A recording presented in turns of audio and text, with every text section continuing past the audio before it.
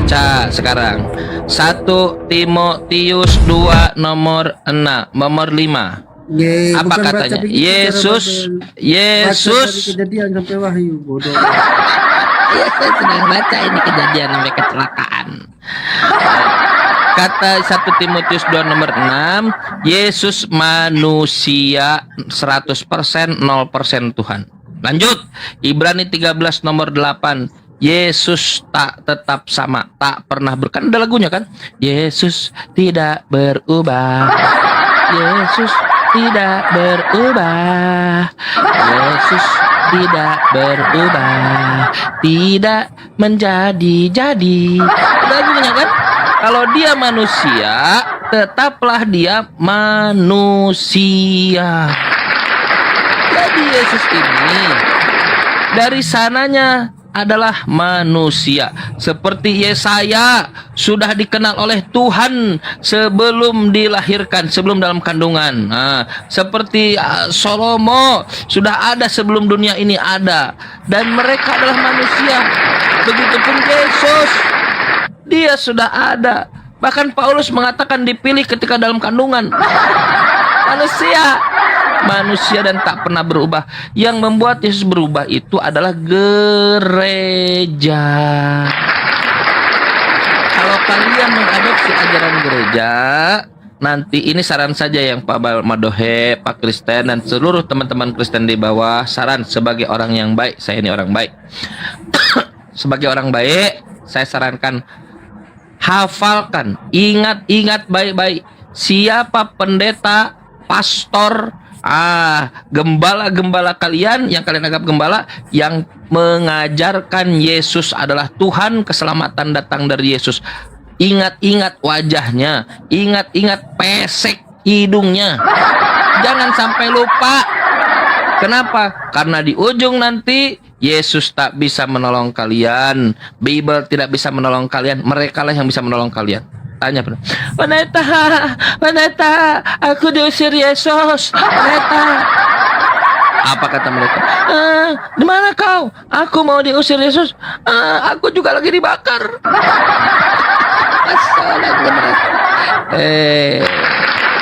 Gitu ya. Itu jawaban saya. Silakan Ustadz Hanafi melakukan penajaman.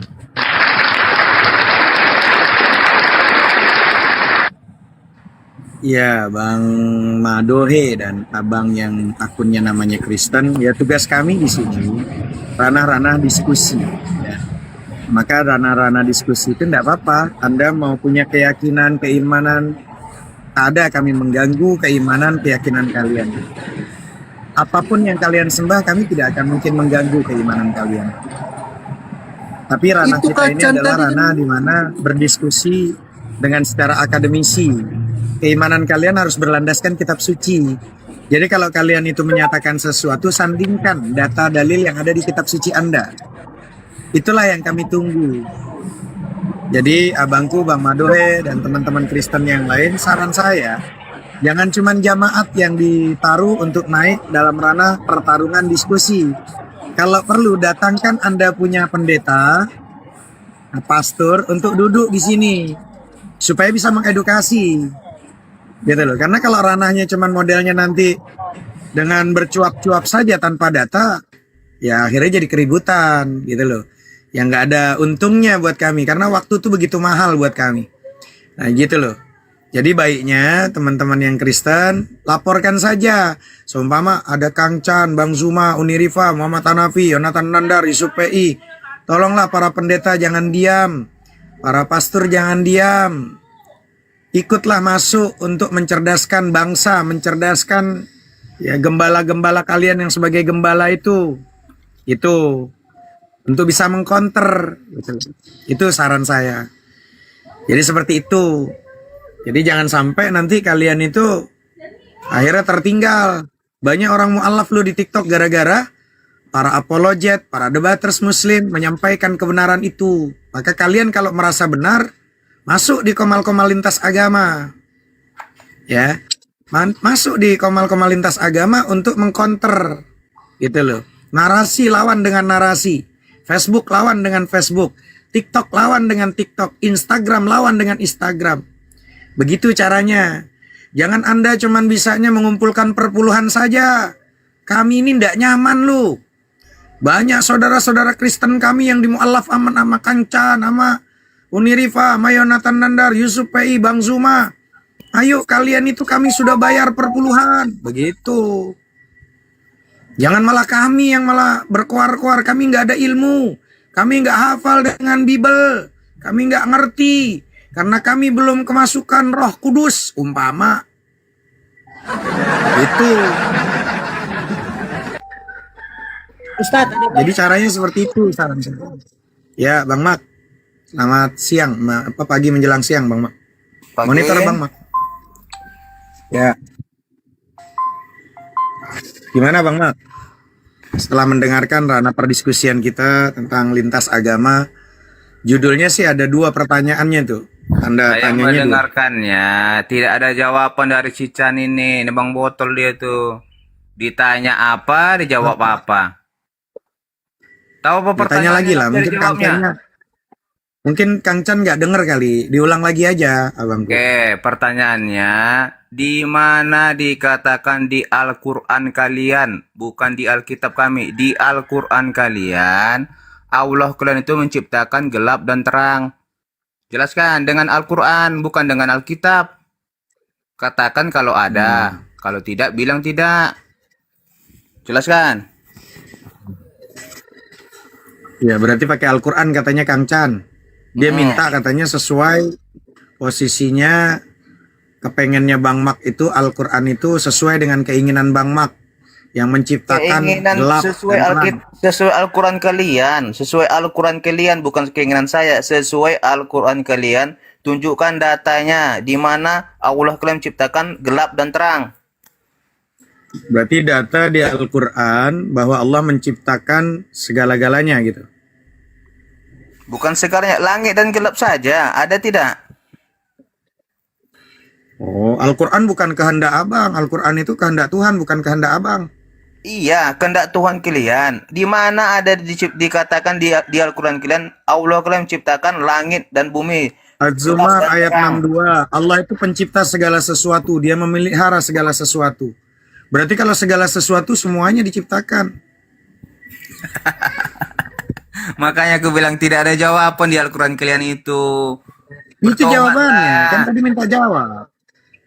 Yang saya tanya apa, dijawab apa, segalanya. Jelas Tuhan itu mencipta segalanya. Yang saya tanya, di mana dia menciptakan gelap dan terang, bukan segalanya. Nah, gelap dan terang itu termasuk dari segalanya nggak, Bang? Ya jelas Tuhan itu menciptakan segalanya. Tuhan, bukan Allah, Tuhan. Allah pencipta segala sesuatu dan dia memelihara segala sesuatu. Ada di Az-Zumar ayat 62, Bang. Di Al-Quran kalian kan dikatakan Allah menciptakan manusia ada. Terus bumi ini ciptakan ada tidak? Terang dan gelap itu ada nggak ciptakan dia? Ya kalau segala sesuatu terang termasuk nggak, Bang? Manusia ada katanya.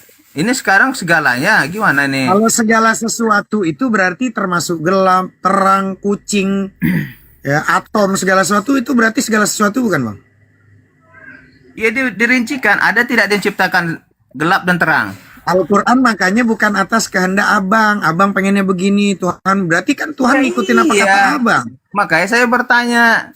Di Alkitab kami jelas. Karena ada Tuhan itu menciptakan adalah langit maha, dan Bang. terang Nggak ada. mungkin. Gelap dan terang ada.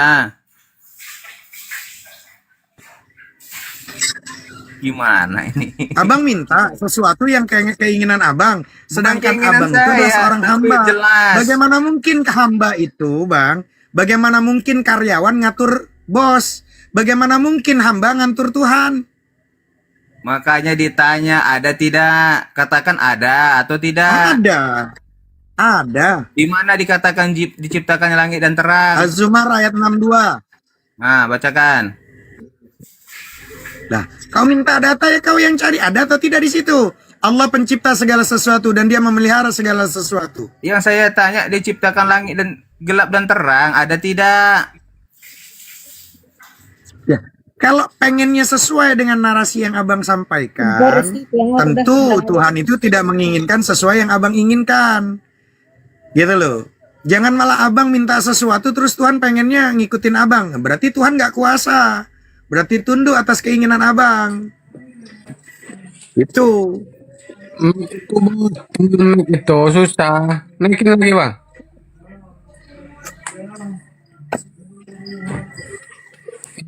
Orang ada otak itu susah, otaknya dia dengkul.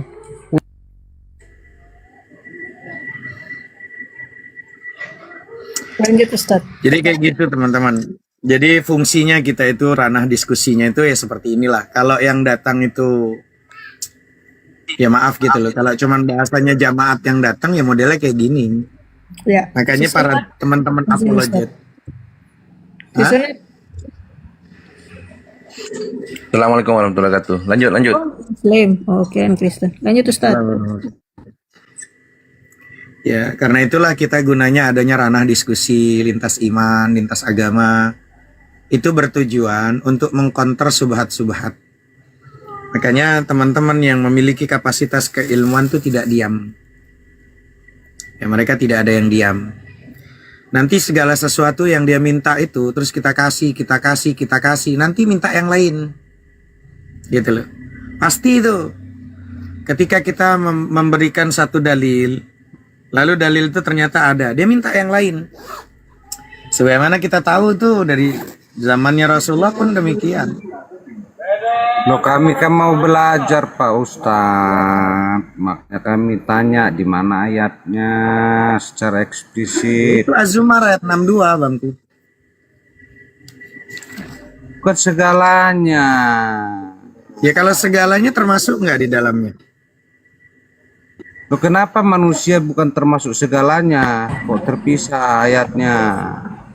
Lah manusia termasuk segalanya nggak? Termasuk, tapi terang kenapa nggak disebut? Gelap nggak disebut? Ya termasuk di situ.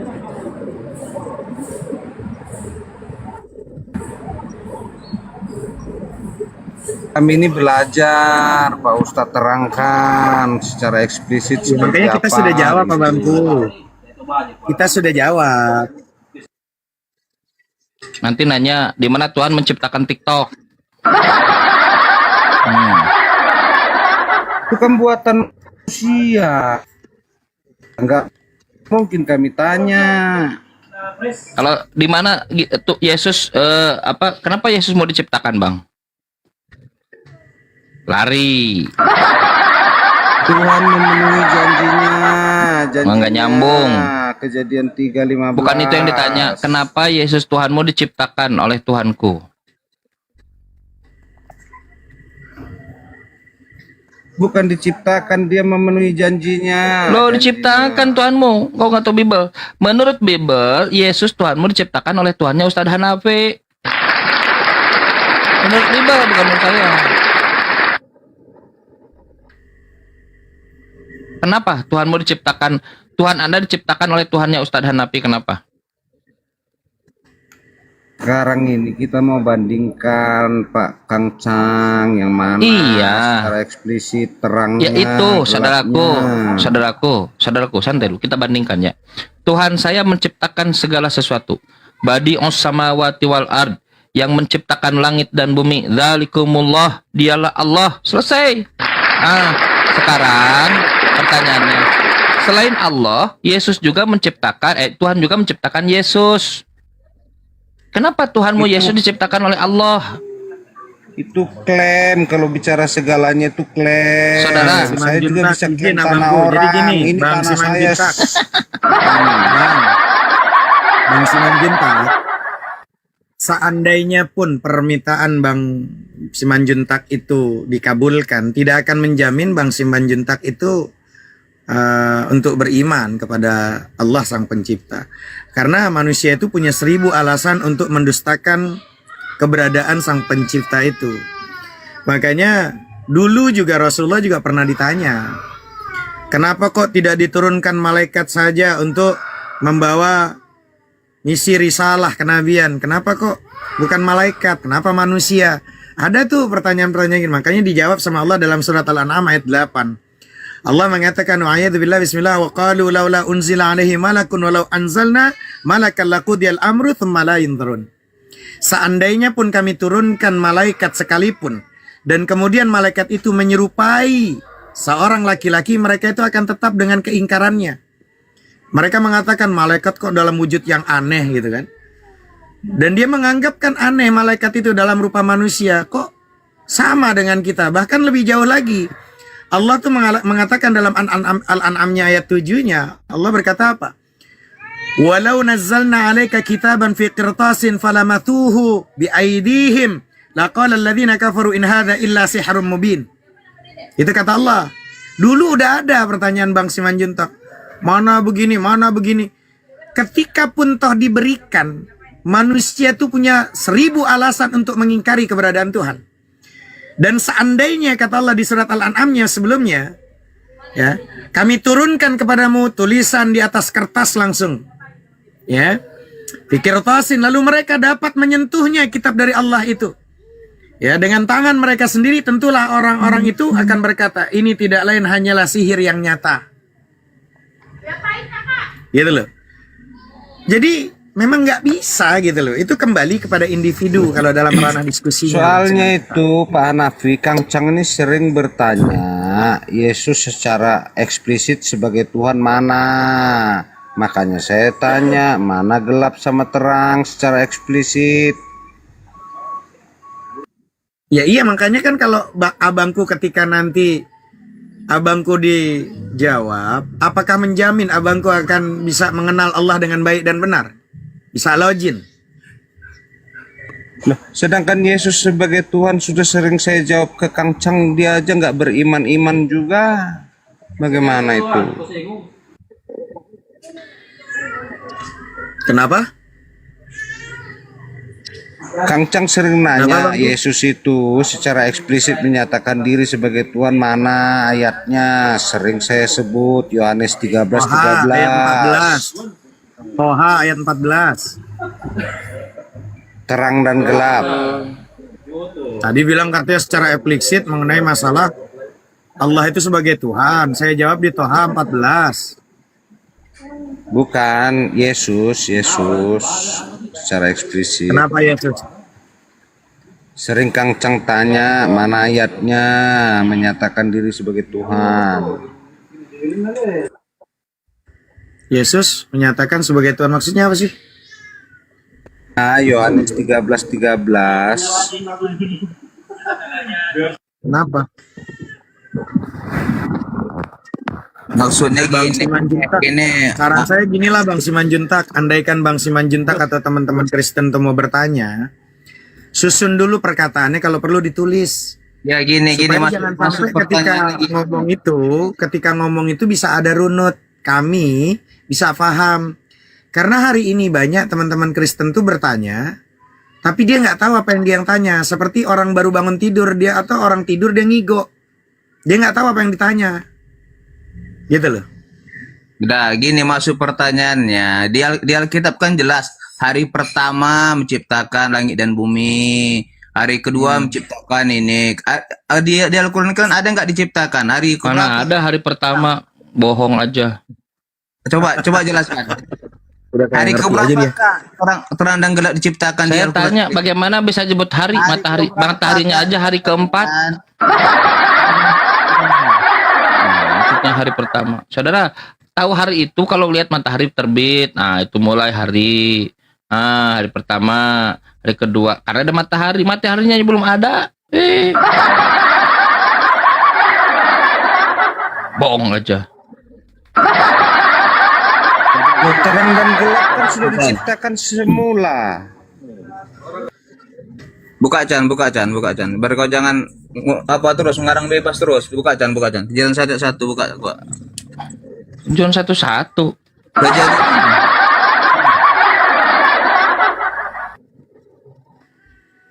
Saya tanya di dalam buku kalian matahari diciptakan hari keberapa? Kau buka dulu Kejadian 1 ayat 1. Bukalah sendiri. Tidak jelas, kau tidak akui. Coba. Ya di mana? Pada mulanya menciptakan langit dan bumi. Itu pada mulanya. Allah berfirman, jadilah terang, lalu terang itu jadi.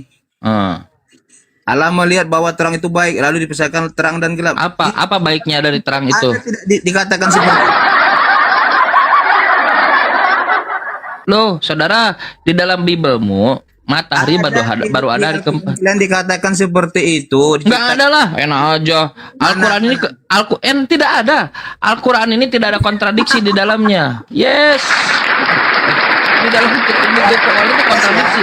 Masa hari keempat matahari baru ada disebut hari-hari pertama. Ceritanya kontradiksi. Nggak ada. Di dalam Quran memang tidak ada kontradiksi. Seperti di dalam Biblos.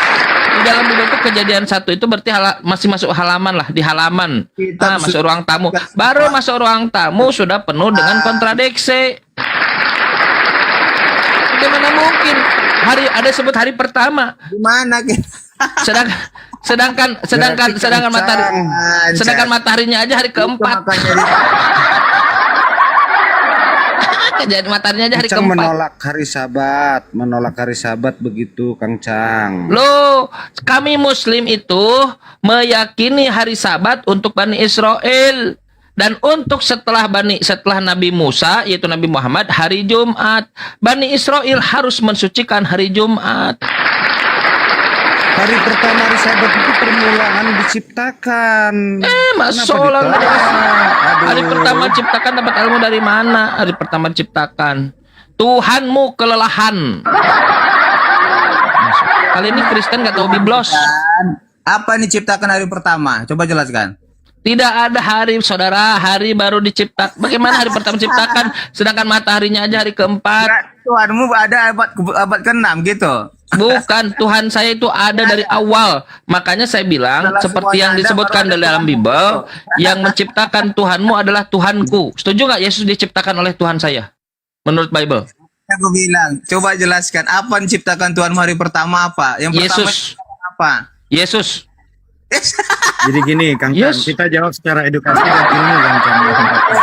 Silakan, Kang. Apalagi kalian si Chan ini memang Secara ilmiah, secara akademisi, secara logika, secara kasihan. dengar. Kau masuk di Komal kita, jangan seperti agamamu yang dibawa ke Indonesia menjajah. Dengar baik-baik. Menjajah, ditanya apa, dijawab apa. Diciptakan. Ya udah, kalau kau tidak bisa, kau mangap dulu. Duduk di bawah, dengarkan.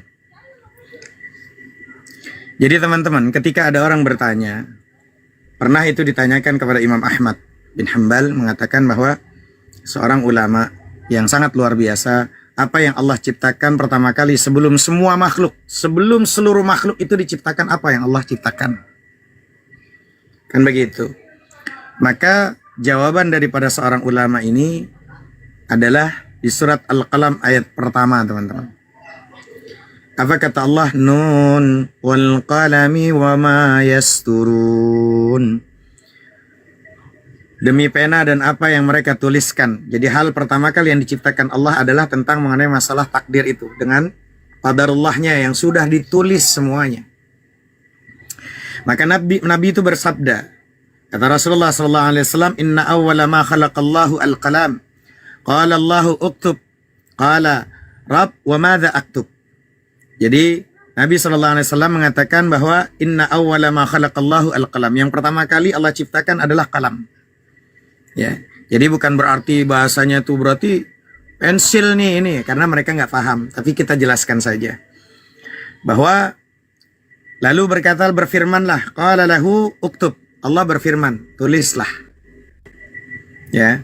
Qala Rabb, lalu sang pena ini berkata kepada Allah, wa madza aktub? Ya, kalam ini berkata kepada Allah, apa yang harus aku tulis ya Allah? Qala uktub maqadira kulli syai'in hatta taqum as-sa'ah. Gitu. Maka dia menjawab, wahai Rabbku, apa yang harus aku tulis? Allah berfirman, tulislah takdir segala sesuatu sampai hari kiamat, sampai kelar semuanya. Gitu. Maka firman Allah di dalam surat Al-Hajj ayat 70, maka kita umat Islam itu ketika menjawab memang harus ada dalilnya, di mana Qur'annya, di mana hadisnya, kan gitu. Maka di dalam surat Al-Hajj ayat 70 Allah berfirman, Alam ta'alam annallaha ya'lamu ma fis samawati wal ard, inna dzalika fi kitabi, inna dzalika 'ala Allahi yasir. Apakah kamu tidak mengetahui bahwa sesungguhnya Allah mengetahui apa saja yang ada di langit dan di bumi? Bahwa yang demikian itu terdapat dalam sebuah kitab, yaitu Lauhul Mahfuz. Ya. Sesungguhnya yang demikian itu mudah bagi Allah Rabbu Jalla Jalaluh. Ya. Maka disitulah kemudian Allah mudah melakukan runutnya adalah pada saat itulah terjadi Allah menciptakan runut daripada semua itu kalam, pena, nur, ya, nur. Nur ini adalah nur daripada cahayanya Allah kepada Nabi Muhammad sallallahu alaihi wasallam. Lalu pada saat itulah tercipta semua. Jadi kalau nanya pertama kali runutannya itu kalam. Begitu. Allah taala alam bisawab. Jadi jangan berpikir nanti, oh jangan-jangan itu bolpen dulu yang diciptakan, kan begitu kalau mereka. Jangan-jangan pensil dulu nih. Jangan-jangan ini dulu, karena mereka nggak ngerti dengan bahasa Quran. Ya, seperti itu. Agak bingung memang kalau kata Kang Chan itu diciptakan hari gini segala macam. Itu secara logika itu malah ngacak. Jadi Allah sebelum menciptakan alam semesta itu, Allah ciptakan semuanya itu garis-garis perancangan-perancangan itu. Logikanya kita itu, kalau ada seorang yang ilmuwan, dia ingin bikin apa, maka dia menulis dulu tuh rancangan-rancangan itu. Maka kalau boleh diartikan secara ilmiah, berarti Allah merancang semuanya, dan disitulah nanti qadarullah tinggal innama amruhu idza arada syai'an ayyaqula lahu kun fayakun. Kalau Allah sudah berkehendak, maka jadi semuanya lah terjadi. Itu beda. Mana ada Tuhan ngawang gitu loh kan, udah kayak main melayang-layang. Nah itu beda lagi tuh di kitab mereka tuh. Nah, jadi itu nggak bisa, apalagi kalau dibilang langit bertiang gitu loh, kan lucu gitu loh. Langit ada tiang, macam mana langit tiang gitu. Nah itu kalau secara ilmiah, ya Bible itu nggak ada ilmiahnya. Di mana? Di mana ilmiahnya coba? Coba silakan jawab, Bang Simanjuntak. Kau bertanya secara ilmiah, kau bertanya secara logika. Di mana logikanya di Bible itu? Aduh, justru yang dijelaskan Pak Napi ini nggak masuk logika. Ya udah, di mana logikanya Bible itu? Logikanya di Bible itu di mana? Masuk nggak logika? Berat. Nggak bisa dimasukkan logika yang disampaikan Pak Napi. Ya karena saya berdiskusi sama orang nggak ada logikanya, jadi emang berat. Kalau dia punya kepala dan ada pikiran, pasti dia akan mikir gitu loh. Justru karena Bang Simanjuntak itu barangkali nggak ada otaknya, jadi bingung. Untuk apa Tuhan membuat catatan? Nah untuk apa Tuhan tuh mau jadi manusia, punya lato-lato, punya kemaluan, untuk apa? Loh, dia kan berjanji ketika Tuhan manusia itu jatuh punya dalam lato-lato dosa, tuh untuk apa? Kalau Tuhan punya lato-lato untuk apa? Tuhan Kalau berjanji. saya tanya, gunanya Tuhan itu punya lato-lato untuk apa kalau nggak digunakan? Sesuai janjinya. Enggak, Dia Tuhan tuh punya berjanji. lato-lato, dia nggak digunakan, akhirnya untuk apa? Melehoy gitu. Cuman buat kelonengan doang gitu. Kan rohani bukan kedagingan. Apanya rohani kedaging? Orang ada lato-lato kok rohani. Mana ada lato-lato jadi rohani gitu. Jadi tuyul kecil Ketika gitu. rohani Anda menguasai Anda, maka itu tidak berfungsi semua itu. Apa yang berarti percuma dong diciptain. Kalau ada lato-lato nggak berfungsi, letoy dong melehoy. Bapak berpuasa itu atas dasar rohani atau Saya tanya kedagingan? lato-lato, diciptakan lato-lato kalau nggak berfungsi untuk apa? Memang ketika berpuasa lato-lato dipakai. Yang saya tanya, ini Tuhan kok punya lato-lato, tapi lato-latonya nggak Iya, digunakan karena apa gunanya? kerohanian, Pak, kerohanian. Apa hubungannya lato-lato sama rohani, abangku, Bang Simanjuntak? Sudah Coba, kasih analoginya ketika berpuasa. Apa analogi Apa analogi lato-lato dipakai. sama puasa itu apa? Analogi lato-lato sama puasa itu apa? Artinya nafsunya sudah tidak dipengaruhi oleh kedagingan, lebih kerohanian. Berarti kalau Tuhan itu udah ke rohanian, berarti Tuhan masih makan ikan goreng gitu? Apa ikan bakar gitu? Itu bukan gak ada nafsu itu? Nah, bukan, itu acara. Itu acara. Berarti dia nggak nafsu kalau dia lapar itu? Dia acara mengajarkan seperti Iya, ini Tuhan yang itu baik. katanya nggak punya nafsu, tapi kok Tuhan itu makan? Iya, dia menunjukkan pengajarannya. Mungkin yang lain mungkin bisa menyambut itu. Mana ini yang Ya, lain Tuhan teman juga Kristen? Tuhan juga mabuk. Berarti dulu ada lapok tua juga dulu Simanjuntak. Itu ada di Mabuk posisi apa? Mazmur 7865. Lalu terjagalah Tuhan seperti orang yang sedang tidur, seperti pahlawan yang siuman dari mabuk anggur. Berarti itu dulu tuh ada lapok tua gitu. Yesus tuh ada lapok tua gitu mabuk. Itu kan perumpamaan. Berarti Tuhan juga mabuk gitu. Perumpamaan. Iya, perumpamaan menceritakan mabuk itu apa? sesuatu. Tuhan mabuk itu perumpamaan apa tuh? Perumpamaannya apa Tuhan mabuk itu? Saya pakai Seperti data. orang baru bangun tidur. Iya, dia mabuk tuh. Diibaratkan seperti itu gitu. Lalu Tuhan juga punya penyakit nggak sembuh-sembuh tuh Tuhan. Ada di Yeremia 10:19 Kita apa? lalu mengatakan celakalah aku karena penyakitku, lukaku tidak tersembuhkan. Sejak kapan Tuhan itu keremian nggak sembuh-sembuh punya penyakit? Itu perikopnya tentang apa itu? Berarti Yeremia perikop berapa? itu salah satu Yeremia ini juga. berapa? Perikop itu salah satu kitab suci juga, perikop itu. Itu kesimpulan namanya, kesimpulan Oh, jalan kesimpulan cerita kalau yang Tuhan itu ada. punya penyakit nggak sembuh-sembuh gitu. Mana kesimpulan? Yeremia berapa? Lalu ada di Kejadian 6 Yeremia. nomor 6 sampai 7, Tuhan itu bisa nyesel gitu. Maka menyesallah Tuhan Iya, bahwa dia telah menjadikan manusia di bumi, yaitu Simanjuntak dijadiin nama Tuhan ini. Tuhan nyesel dan hal itu memilukan hatinya. Berfirmanlah Tuhan, aku akan menghapuskan manusia yang telah kuciptakan dari muka bumi. Karena longor gitu loh. Nyesel Tuhan nyiptain Simanjuntak, begitu Tuhan nyesel. loh iya. Ini Karena Muhammad ini harapannya kan dari- tidak seperti yang diharapkan. Nafi, kau itu kok lebih Bagaimana? dari Masa Tuhan. Tuhan Nafi. nggak punya perasaan? Saya baca Bibelmu kok saya baca Bibelmu kenapa kau malah kejang-kejang? Ku baca ayatmu Kamu, tuh. kamu kayak Tuhan ya, tahu Ya, ku semuanya gitu. baca, ku baca firmannya Tuhan, ku baca. Iya, kau baca. Aku sedang membaca firmanmu. Kenapa kau yang marah-marah? Musuhmu berarti firmanmu Ini ini, bukan Bibelmu hadis. musuh. Kalau hadis kau nafsir aja, kau tafsir sendiri hadis. Aku nggak nafsir, aku baca. Kau baca Bibelmu itu. Datang langsung kesurupan, kita baca Bibel Pantas ada ibaratnya bahasa roh itu. Kita baca Bibelnya, dia musuhan sama Bibelnya. Loh, dia kan membantah yang disampaikan Bapak. Kenapa diturunkan? Kalau diskusi itu ada yang Jangan langsung membantah. marah-marah begitu, Bang. Kan saya baca Bible, Bang Simanjuntak. Kalau Dia saya nggak baca menghujat Bible, loh. Dia nggak menghujat. kalau kita baca Bible, narasi di Bible, ya terserah kau yang mau menafsirkan. Aku kan nggak nafsirkan, aku membaca.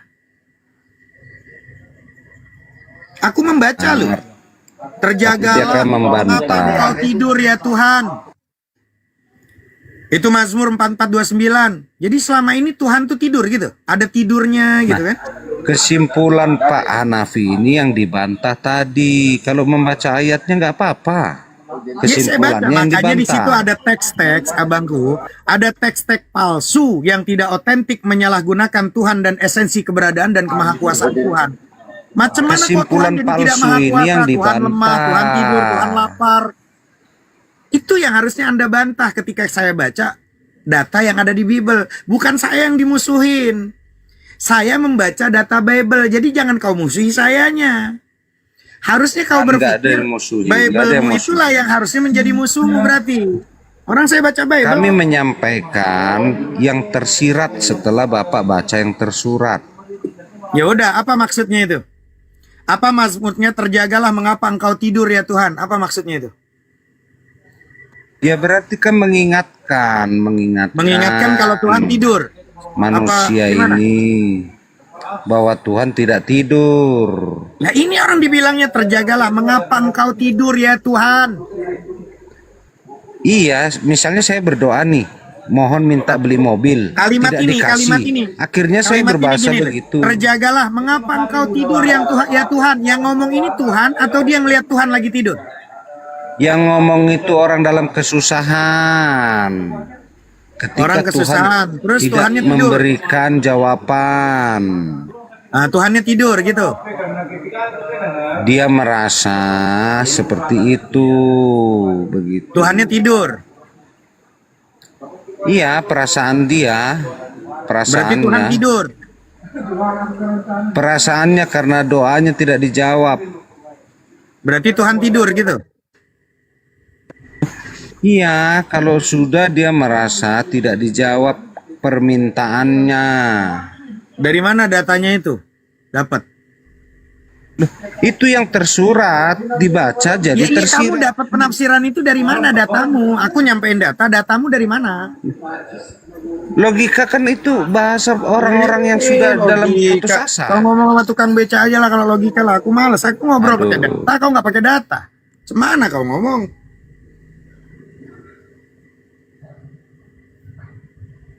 Cuman bahasanya untuk dialihkan kemana, yang ngomong sama anak saya umur 5 tahun juga bisa. Kalau cuman tinggal ngomong doang, data ndak ada. Ngarang doang gitu. Anak kita juga umur 5 tahun bisa kalau cuman ngomong doang. Kita ngomong pakai data.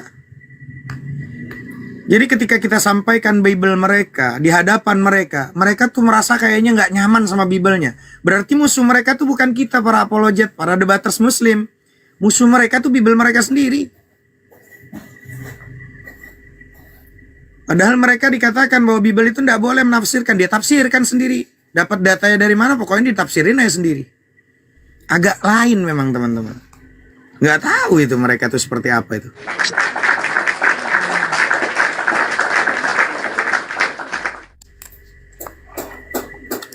Dan itulah fungsinya kita dalam ranah diskusi teman-teman. Ya, kalau mereka itu mengatakan bahwa agak rancu ketika kita membaca Bible, isi Bible ini yang sangat menghinakan para nabi. Para nabi, para rasul itu mereka hinakan di Bible itu. Sebagaimana tertulis, bagaimana Lut melakukan perzinahan dengan putri-putrinya sendiri setelah mereka minum anggur. Bagaimana Samson tidur dengan seorang pelacur. Dan bagaimana Salomo menyembah berhala setelah dia dipengaruhi oleh seorang perempuan yang dicintainya. Cemana tuh para nabi dihinanya di Bible itu. Kita umat Islam, nabi itu semua dimuliakan. Mereka malah Bible itu malah nabi, ya, rasulnya dibilang berzina dan segala macam. Gitu loh. Hal-hal aneh lainnya. Silahkan kalau teman-teman mau baca di Bible itu ada di Kejadian 19:30, di mana rujukan-rujukan, bahkan nanti ada di Amsal, ada di. Kenapa kok jadi ada Cleopatra semua di dalam itu? Ada Amsal 7 nomor 7, Assalamualaikum warahmatullahi wabarakatuh. Assalamualaikum warahmatullahi. Bahkan ada bahasa-bahasa seksi yang menggoda dalam Bible di Hezkiel 15, 16, 1, 2, 3, 2, 16, 26, bahkan 33. Ya. Bahkan nanti Tuhan dalam Bible itu membuat orang menjadi jahat dan juga perzinahan. Ada di Amos 7 nomor 16, ada di Yeremia 8 nomor 9, Yeremia 13 nomor 32, Yesaya 3 nomor 16, ada Yeremia, ada namanya Nahum 3, Hosea 2 nomor 2. Gitu loh. Bahkan kalau kita memang pengen gitu loh mengatakan bahwa ini memang kitab suci, macam mana kitab suci model kayak gini? Wajarlah ketika di Amerika mengatakan bahwa Bible itu adalah kitab porno dan tidak boleh, dilarang. Kitab suci dilarang di negara. Makanya inilah belajar untuk mencerdaskan teman-teman saudara seadam sahawah kita. Hei, sadar. Tugas kami, para apologet, debaters Muslim, hanya untuk kalian bacalah. Kalau itu memang panduan kalian sebagai kitab suci, baca. Ustadz, izin. Ustadz, Yuk, lanjut. saya undur dulu ya. Ada yang meninggal, tetangga. Innalillahi wa inna ilaihi raji'un. Yuk. Ya, izin dulu. Assalamualaikum warahmatullahi.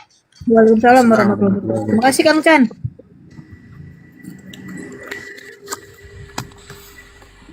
Ustadz, datang lagi nih si Max. Ya, bahkan ada yang lebih aneh lagi, kita yang dibilang dengan maaf gitu loh. Kadang di Muslim nggak apa-apa kita berana diskusi tentang kencing onta lah. Bagaimana dengan mereka Yeskel 4, Yeskel 4 nomor 12 sampai nomor 13, silahkan dibaca. Makanlah roti itu seperti roti jelai yang bundar, dan kau harus membakarnya di atas kotoran manusia. Coba bakarnya di atas kotoran manusia. Udah kali lakukan itu. Yang sudah kering di hadapan mereka. Gimana model kayak gitu? Udah gini aja, Napi. Kau banyak cerita data. Coba jelaskan dulu Tuhanmu. Dari mana datangnya? Coba jelaskan. Max, Dari mana Max. datang Tuhan? Diskusi nggak kayak gitu. Lu pikir Ustadz gue budak lu? Biasa, santai aja. Kalau memang benar agamamu Islam, jelaskan. Dengar Max. Pakai adab sedikit, pakai adab. Gak bisa lu Jelaskan. ngomong begitu sama Itu Ustaz gua. bagaimana, Emang gimana? kamu sekolah pendidikan apa Bang Mek? Jelaskan. Tuh, kau pendidikannya lulusan apa Bang Mek? Nggak perlu tahu kau itu. Oh, kalau umpama nggak ada pendidikan, masa kau mau menguji aku? Aku tuh diuji sama guruku, bukan orang beleng-beleng. Mau ngapain? Dia lagi makan, gak sopan Ustadz. Udah malah ngomongnya kayak gitu. Macam Iya, saya tuh diuji bukan sama orang beleng-beleng. Kita diuji itu posisinya kita sama dokter, profesor, guru-guru kita. Yang nguji orang beleng-beleng. Jangan-jangan orang pancidor juga, ada tukang becak pula nguji kita. Pantas kagak. Tarkul jawabi alal jahili jawabun. Tidak menjawab pertanyaan orang beleng-beleng itu jawaban.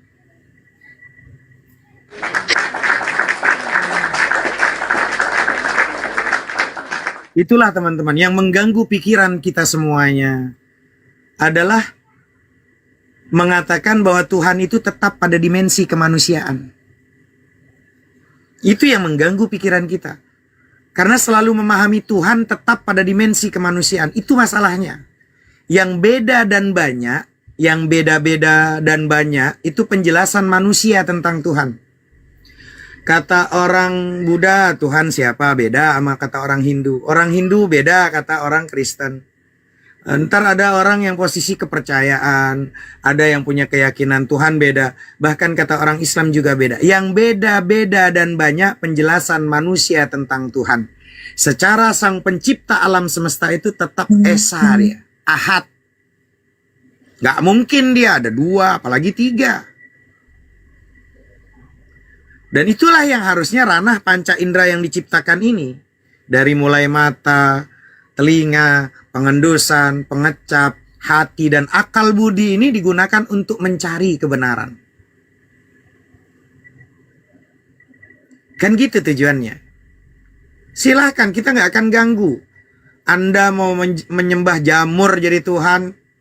Anda mau menyembah kecoa jadi Tuhan. Anda mau menyembah celana dalam jadi Tuhan. Itu hak Anda, urusan Anda. Kami nggak akan membantah itu. Itu keyakinan Anda.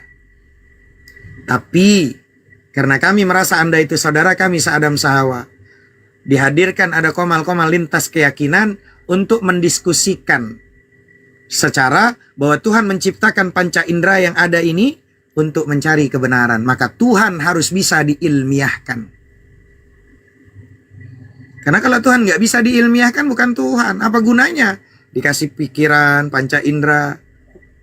Hah? Kan begitu. Berarti ODGJ itu walaupun memang nggak sempurna gitu, udah berarti bisa benar gitu. Kita bilang benarnya semuanya. Nah ini kan bahaya teman-teman. Nah itulah kita sampaikan dengan ranah diskusi, dengan api, dengan kecerdasan yang dimiliki. Karena ayah kita, ibu kita melahirkan nih, ibu melahirkan kita. Wahnan ala wahnin wa fisalun fi amain. Berat dalam berat, susah dalam susah. Nyawa taruhannya, selamat kita. Lalu ayah kita itu cari uang sana sini. Keringat luar biasa. Nggak peduli dia cari uang untuk kelahiran kita. Sampai disekolahkannya kita. Supaya apa? Panca indera. Pinter dia dengan penglihatannya, dengan fungsi yang baik. Melihat kebaikan-kebaikan. Dia melihat dengan kupingnya, mendengar yang baik-baik. Dia mendapati pengendusan, wangi-wangian yang baik-baik. Dia mendapatkan asupan dari mulutnya, mendapatkan asupan yang baik-baik. Halalan tayyiban mubarakan. Akalnya supaya berfungsi dengan baik. Karena itu ada syarat dan rukun. Kalau di dalam bahasa kaidahnya itu, kalau dalam bahasa hukum, dalam syariat, al-aslu fil af'ali taqayyudu bil hukmi syar'iyyi. Asal muasal manusia itu terikat dengan hukum syariat.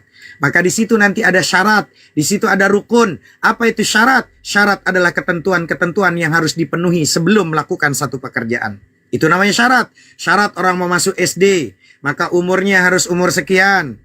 Kan gitu. Lalu nanti administrasi dilakukan, itu syarat. Masuk SD.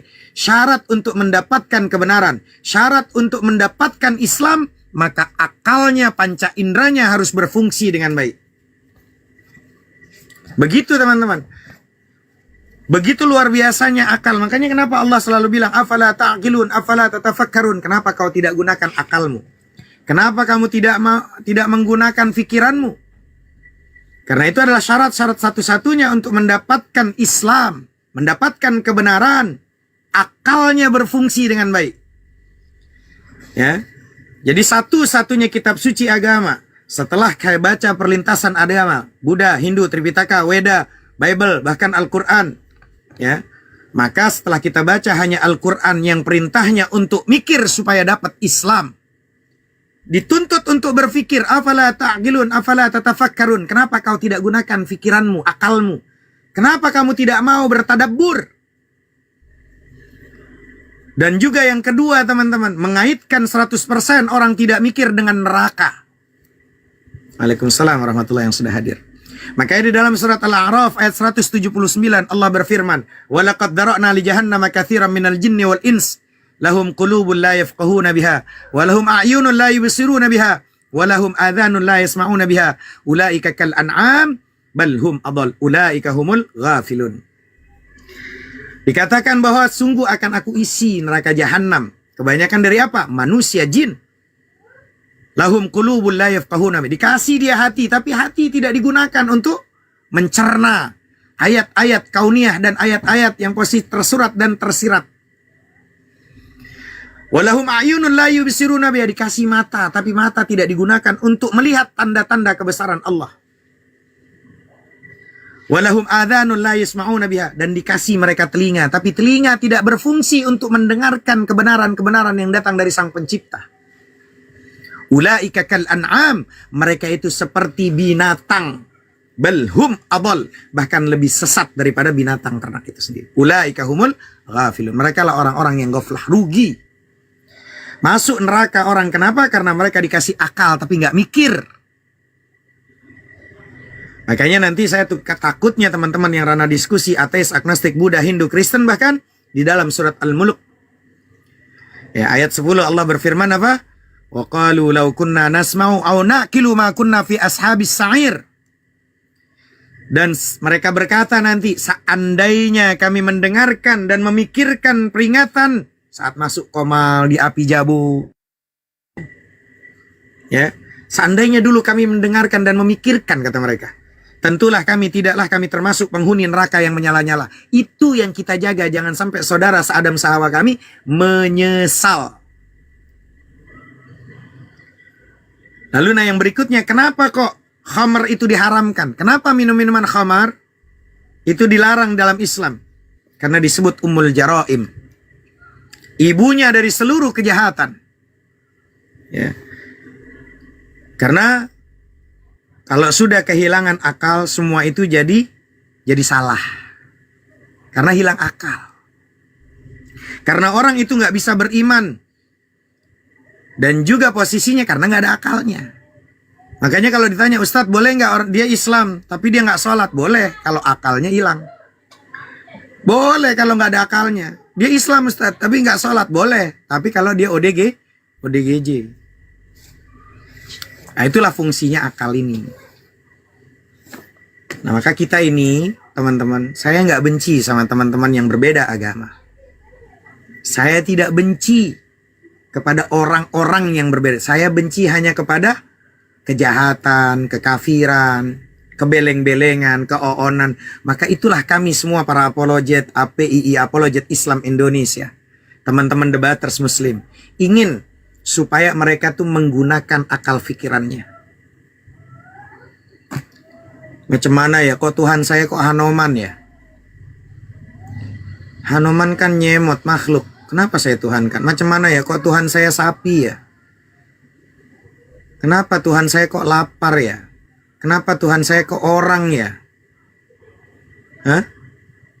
Kenapa ya Tuhan saya kok tidur lapar? Lah saya punya supir aja kalau tidur saya takut. Kita punya supir, tiba-tiba supir tidur nih, lagi nyupir nih. Takut kita nabrak, kita celaka kita. Tiba-tiba ada Tuhan tidur, ada Tuhan metong. Lah kalau Tuhan metong, yang pada saat metong Tuhannya siapa? Alam ini. Nggak ada yang jaga. Itulah fungsinya untuk berpikir. Dan saya tidak peduli, mohon izin, mohon maaf. Saya hargai kalian punya keimanan. Saya nggak akan ganggu. Tapi komal ini adalah komal ranah untuk diskusi secara ilmiah. Oh kalian itu menghina. Bagaimana menghina sesuatu yang sudah hina? Bagaimana cara merendahkan sesuatu yang sudah rendah? Senter itu, terang senter itu digunakan pada saat ada kegelapan. Malam kita bawa senter supaya terang. Nggak mungkin di kamar yang ada lampunya kita bawa senter. Itu beleng-beleng namanya. Orang udah terang kok diterangin lagi. Al-Quran itu nggak perlu lagi untuk mencari penerangan. Tapi yang namanya Bible, kitab-kitab suci selain daripada Al-Quran, perlu itu diganyang, perlu itu dicari tahu tentang kebenarannya. Maka ada kalimat, Hanafi kau muslim, kenapa kau posisinya kok ngobok-ngobok kitab Bible kami? Sibuk aja lah sama Al-Qurannya. Iya, kami sibuk terus tiap pagi kami dakwah, mengkaji Al-Quran kami. Tapi kenapa kau masuk-masuk ke Bible kitab suci kami? Sama ada orang berkata, Hanafi, motor-motor saya yang beli pakai duit saya. Kenapa kok sibuk kamu?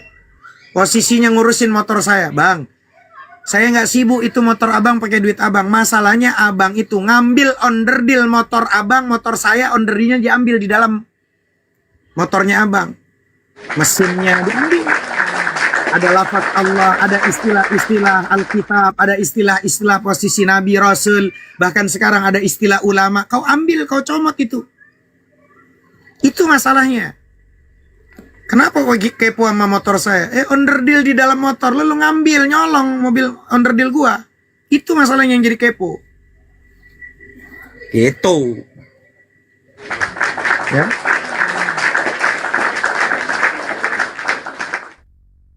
Ya, kalian mau nyembah tisu kek? Ini Bang juga masih monitor ya? Ah ya. Ya, silakan Bang.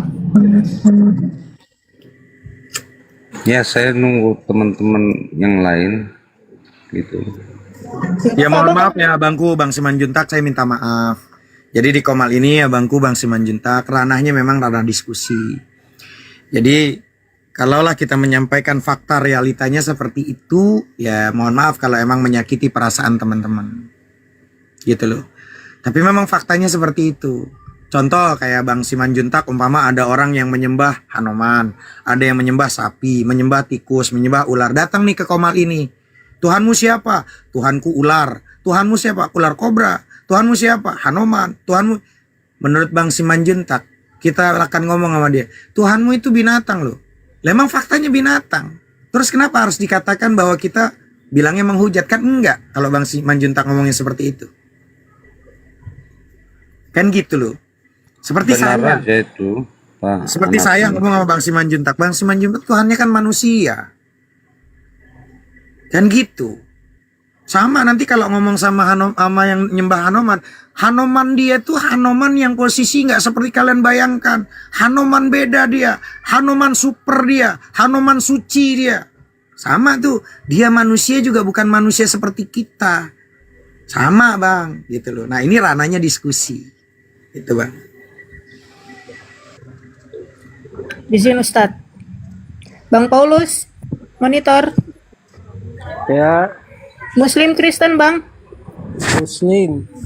Muslim, oh ya. Ada yang mau disampaikan Bang? Coba Bang Simanjuntak. Paulus saja udah masuk Islam loh Bang Simanjuntak. Paulus udah masuk Islam. Wah, enggak ada itu. Itu Paulus Itu namanya di nggak bawah ada, Muslim nggak dia. benar. Itu Bang Simanjuntak tuh namanya Paulus dia. Ditanya dia Yes, Muslim sorry, katanya sorry. abangku. Gimana itu? Cemana ini abangku? Iya. Ya itu kan dia mungkin nama saja, itu nggak masalah. Siapa abangku? Jadi saya minta maaf abangku. Cuman saya ngelihat Ustaz. faktanya dia akunnya Paulus. Paulus saja udah Muslim itu.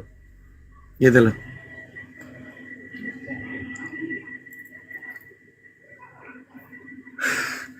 Jadi gitu ya teman-teman. Nggak apa-apa teman-teman Kristen mau bertanya-tanya. Bertanya Quran, Anda nggak bisa baca Quran. Tanya saja.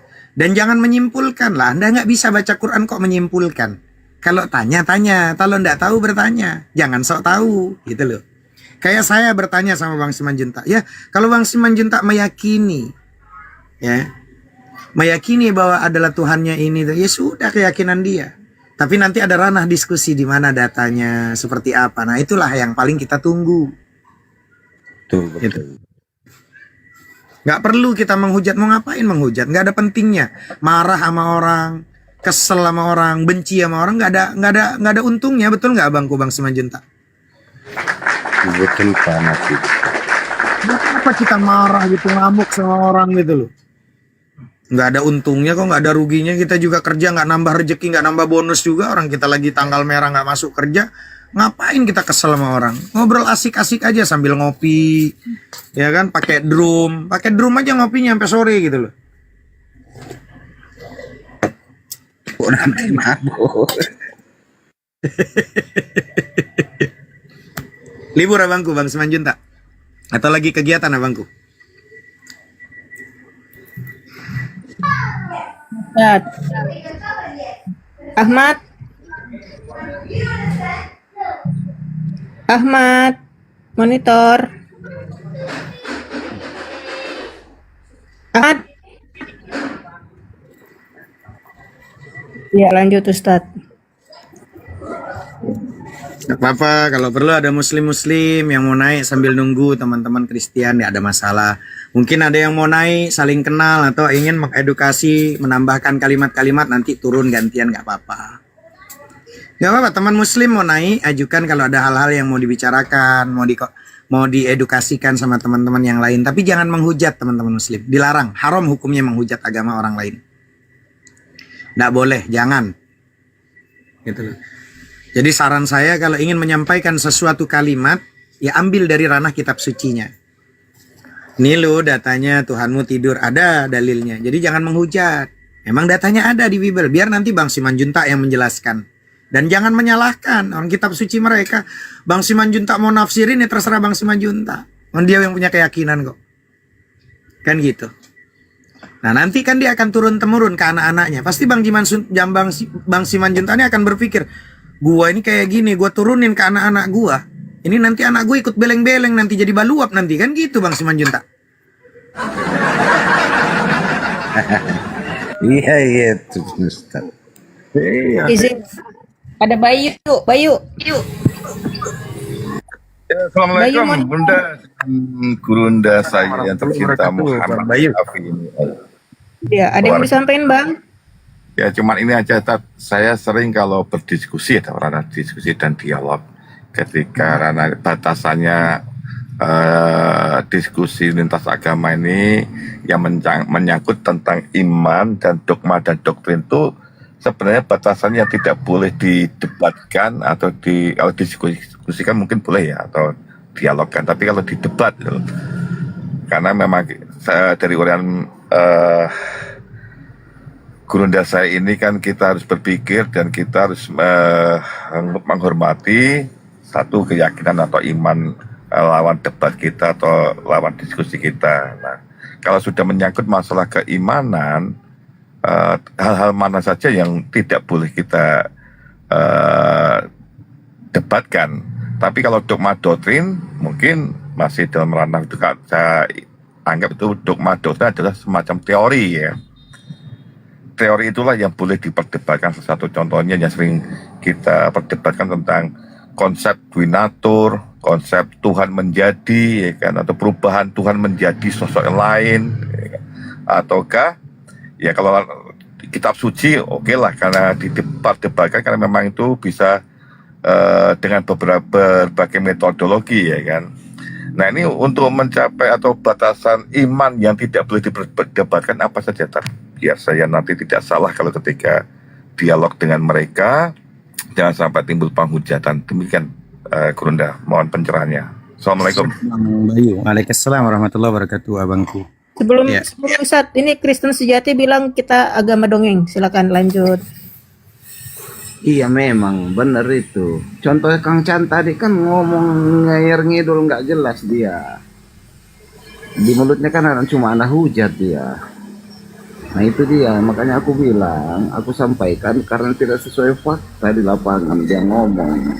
Maksudnya kalau kita mau ngomong kebenaran itu, marilah kita jujur, ngomong apa adanya. Jangan cuma ngarang bebas gitu. Oke, sebentar ya abangku Bang Kristen. Saya jawab dulu dari abangku yang luar biasa Bang Bayu tentang pertanyaan tentang dalam dialektika atau bermujadalah itu kan debat ya.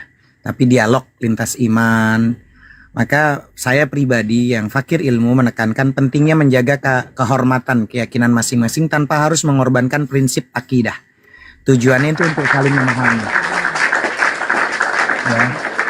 Masalah kita tuh bisa kalau kalimat bahasa Maduranya itu Bang Bayu adalah mutual understanding ya, apa? Understanding ya bahasanya ya. Atau Understanding. Understanding, siap. ya, itu bahasa Madura itu. Saya kalau bahasa Madura agak-agak susah saya kan. Bukan mencari pemenang gitu loh. Bukan mencari pemenang, tapi menyampaikan kebenaran. Ada tata cara, batasan bijak dalam berdialog lintas agama, lintas iman, agar tetap baik dan tidak menyinggung. Pertama itu ada prinsip utama, adab di atas debat. Adab di atas diskusi debat. Mendengar untuk memahami, bukan merespon. Mendengar untuk memahami, ingat kalimatnya. Bukan merespon. Dengarkan perspektif orang lain dengan tulus, jangan langsung berpikir untuk membantah. Itu sih saran saya. Paham ya? Karena kalau kita ingin punya lawan diskusi, maka masuk di komal-komal perdiskusian ini. Tapi kalau kita ingin merasa benar, kamu nggak perlu lawan, nggak perlu cari lawan. Tapi kamu ngacak, cari kaca yang besar dan kamu ngacak sendiri aja. Kalau ingin merasa diri kamu benar. Tapi kalau ingin tahu sudut pandang yang berbeda, ayo masuk di komal-komal diskusi. Itu pertama. Jadi mendengarkan untuk memahami, bukan merespon. Nah berarti jangan sampai merespon sesuatu yang akhirnya terjadi tuh. Oh ya. Contoh. Menurut saya, kata Bang Kristen sama Bang Simanjun, Yesus itu Tuhan. Berarti Yesus manusia. Tapi dia manusia tapi Tuhan. Oh gitu ya. Tapi kalau saya sih pandangan Bang, jadi jangan bilang, masa ya? Jangan. Tapi kita mengatakan bahwa, kalau kita langsung mengatakan, tapi dia kan manusia, dia punya ini, dia begini. Maka nanti status dari Bang Simanjun, tak Bang Kristen ini, dia akan mengatakan, ada dalam dirinya ada defensif. Bertahan. Tapi kalau ranahnya berdialektika, komunikasi, nongkrong santai di komal, iya sih Bang, menurut Abang sih kayak gitu. Tapi kalau izin Bang, saya punya pandangan lain, nah itu kan enak kan? Ngerti ya teman-teman di bawah ya? Saya punya pandangan lain abangku. Masa iya Tuhan itu kan maha kuasa, mungkin gak Tuhan yang maha kuasa bisa berubah tidak maha kuasa. Jadi supaya ada ranah untuk berpikir. Lalu nanti ada menggunakan lisan yang santun, atau bahasa ini, kalau bahasa Maduranya public apa speakingnya dengan baik, apa ya Bang Bayu, gue takut salah gue kalau ngomong bahasa Madura gitu. Speaking betul Ustaz. Attitude. Ya. Sampaikan pandangan agama sendiri dengan bahasa yang lembut, jujur, penuh kasih, sesuai anjuran berdialoglah dengan cara yang baik. Ud'u ila sabili rabbika bil hikmah wal mau'izatil hasanah. Baru nanti wajadilhum billati hiya ahsan. Kan gitu tuh. Dengan hikmah dulu, baru dengan kalimat-kalimat public speaking yang baik. Kan begitu tuh yang kedua. Baru ketika ada perbedaan, bantah dengan cara yang baik. Bukan dengan cara merendahkan. Lalu nanti kita harus lanjutannya apa? Setelah mendengar, untuk memahami, bukan merespon, menggunakan lisan yang santun atau dengan hikmah, fokus pada persamaan. Apa itu titik temu atau kalimatun sawa? Mulailah dari nilai universal yang disepakati seperti kemanusiaan, kedamaian, keadilan, dan kasih sayang. Iya abangku, justru saya ini kan cuman menyampaikan, abangku kan punya pendidikan kita berbeda, orang tua kita berbeda, bahkan lingkungan kita berbeda. Dan abangku sering duduk di majelis, di mana kalau saya majelis taklim ilmu, Anda di kekristenan, mungkin Anda jarang ke gereja, Anda cuman tahu dapat dari pastor, dari ini, pokoknya gini, itu kan pendidikan pengetahuan yang kalian dapatkan. Nah itu lebih enak tuh kayak gitu. Great. Mereka, terima kasih Ustaz. Ini saya simpulkan, saya nanti menjadi bahan perenungan bagaimana berdebat, berdiskusi, berdialog atau di ranah dialektika dalam lintas agama. Bagaimana kalau di dalam alam nyata saya sering bertemu dengan para pastor, pendeta, ya dari lintas agama lain. Saya ambil kesimpulan boleh ya, itu diantaranya boleh, silakan abangku, silakan. Merenungkan bahwa namanya dakwah bil hikmah itu diantara satu untuk implementasinya, satu pertama adalah attitude, akhlak, adab, how to speak, bagaimana menyampaikan, bagaimana untuk berbicaranya, itu diantaranya. Itu berarti poin pertama seperti itu. Yang sering saya jadi renungan utama saya ini, ilmu baru buat saya tentang do not fast respond. Jangan cepat-cepat untuk membantah atau menanggapi. Begitu tadi ya. Alright, betul. Kalau bahasa Maduranya, alright. Gimana? Alright. Oke, I'm Jainon lagi belajar dong. Alright. Ini luar biasa. 2 poin ini yang bisa nanti saya kembangkan bagaimana untuk berdialektika yang baik dan enak lah. Dan ini sudah dicontohkan oleh Gurunda ini, Muhammad Hanafi ini menjadi panutan saya dalam cara-caranya. Ini ilmu yang luar biasa. Saya harap teman-teman sahabat-sahabat saya Kristen, ketika kita tatap muka atau berdialog, barangkali kita bisa menjadi 2 rumusan itu dulu ya. Dan yang ketiga, apalagi tadi berarti apa tadi saya lupa. Mungkin kalau bahasa Cak Nun itu mentadaburi atau membedah, memahami apa yang dia sampaikan, terus kita boleh berbeda pendapat. Jadi istilahnya juga berkaitan dengan perbedaan pandangan, perbedaan prinsip. Disinilah kita temukan dalam satu meja. Yuk kita ngopi ngudut. Nah, kita pulang bawa apa? Masa bawa asapnya, bawa kopinya, ya kita bawa intisarinya. Yuk kita renungkan di malam hari. Begitu ya tadi ya. Terima kasih sekali. Waduh, Mantap. Assalamualaikum. Saya Minimal Sindur. menghindari olok-olok. Fokus pada persamaan, titik temu, kalimatun sawa, di mana mulai dari nilai-nilai universal yang disepakati seperti kemanusiaan, kedamaian, keadilan, dan juga rahmah, kasih sayang, menghindari mengolok-olok. Ada batasan agar tetap bijak, batasan akidah dan ibadah. Jangan memaksa keyakinan, hindari perdebatan kusir. Jadi kalau kita lawannya, nih nggak bisa nih, ini malah jadi nanti yang nonton bisa 1K, 2K, karena yang kita lawan itu kayak kalau ribut kan, jangankan ya online, offline aja kalau tetangga ribut itu rame loh teman-teman. Jadi kalau cuman Komal pengen ditonton sama ribuan orang, udah berantem aja, olok-olok agama aja, pasti rame. Apalagi kalau umpama hostnya itu kayak KFC gitu loh, ada dada, ada paha, itu rame tuh. Iya. To do it better, leave it, tinggalkan gitu kita ya. Yes. Mungkin itu sunnah Rasul juga barangkali ada itu ya, di dalam hadis bagaimana ketika Rasulullah meninggalkan suatu perdebatan atau perkata-katanya sekiranya ya gimana ya, kalau memang dia sudah ngeyel mau diapain lagi, leave it, tinggalkan. Oke, terima kasih. Mantap. Jadi jangan menjelaskan perbedaan tanpa nyinggung, gimana, gunakan narasi pandangan kami, bukan kalian salah. Itu rubah kalimatnya itu dengan, kan sering tuh kita dengar, oh lu tuh salah gini ya. Itu jadi dia defensif tuh kalau kayak gitu. Dia akan defensif kalau kita serang, dia bilang kalian salah, itu nggak benar. Tapi kalau kita gunakan narasi pandangan kami, nah gitu loh. Jadi gunakan kalimatnya seperti dalam tradisi kami, pandangan kami adalah bla bla bla. Jangan bilang kalian, maka itu seharusnya yang kita lakukan. Fokus pada keunikan, bukan kesalahan. Fokusnya pada keunikan. Oh unik ya. Jadi biar nanti di bawah yang mencerna. Jelaskan perbedaan sebagai keberagaman, bukan sebagai kesalahan atau kekurangan sepihak dari pihak lain. Makanya kata Al-Quran apa? Ya ayuhan nas inna khalaqnakum min dzakari wa unsa wa ja'alnakum syu'uban wa qabaila lita'arafu. Tujuannya untuk saling mengenal, bukan saling menyalahkan. Justru Allah ciptakan surga itu karena ada neraka kan teman-teman, betul nggak? Justru kita bisa warna putih, tahu ada warna putih karena ada warna selain putih kan. Justru kita bisa tahu mana benar karena ada pandangan yang salah. Maka kalau kita punya kapasitas keilmuan, sampaikan sesuai dengan kapasitas ilmu kita. Karena itulah ada orang salah didatangkan supaya ada ukuran di situ, ada pembanding, dan jangan merasa diri paling benar. Gitu loh. Ini yang repot, udah diri benar.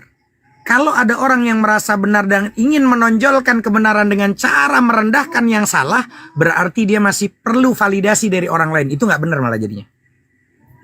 Ya. Dan perlahan harus meminta maaf. Minta maaf jika perlu. Jika dialog itu memanas, jangan ragu untuk menurunkan ego dan memastikan tidak ada perasaan yang terluka. Itu sih saran saya. Jangan ragu untuk menurunkan ego dan memastikan tidak ada perasaan yang terluka. Lalu belajarlah untuk sikap mental yang bijak, kerendahan hati. Kalau bahasa kita humility ya, humility dari bahasa menyadari. Kita tidak tahu segalanya dan orang lain mungkin menyadari bahwa kita tidak tahu segalanya dan orang lain mungkin memiliki pemahaman yang bisa memperkaya wawasan kita. Dan belajar membenci, belajar benci tanpa kata. Kata tanpa membenci. Belajar kayak gitu tuh. Benci tanpa kata, kata tanpa benci. Menyikapi perbedaan tanpa perlu memupuk kebencian. Nah, intinya saya tutup teman-teman. Dialog lintas iman yang bijak adalah dialog yang menghormati iman orang lain sekuat kita mempertahankan iman diri kita sendiri. Saya ulang. Dialog lintas agama, lintas kepercayaan, lintas iman yang bijak adalah dialog yang menghormati iman orang lain sekuat kita mempertahankan iman diri kita sendiri. Wallahu ta'ala alam bishawab. Itu.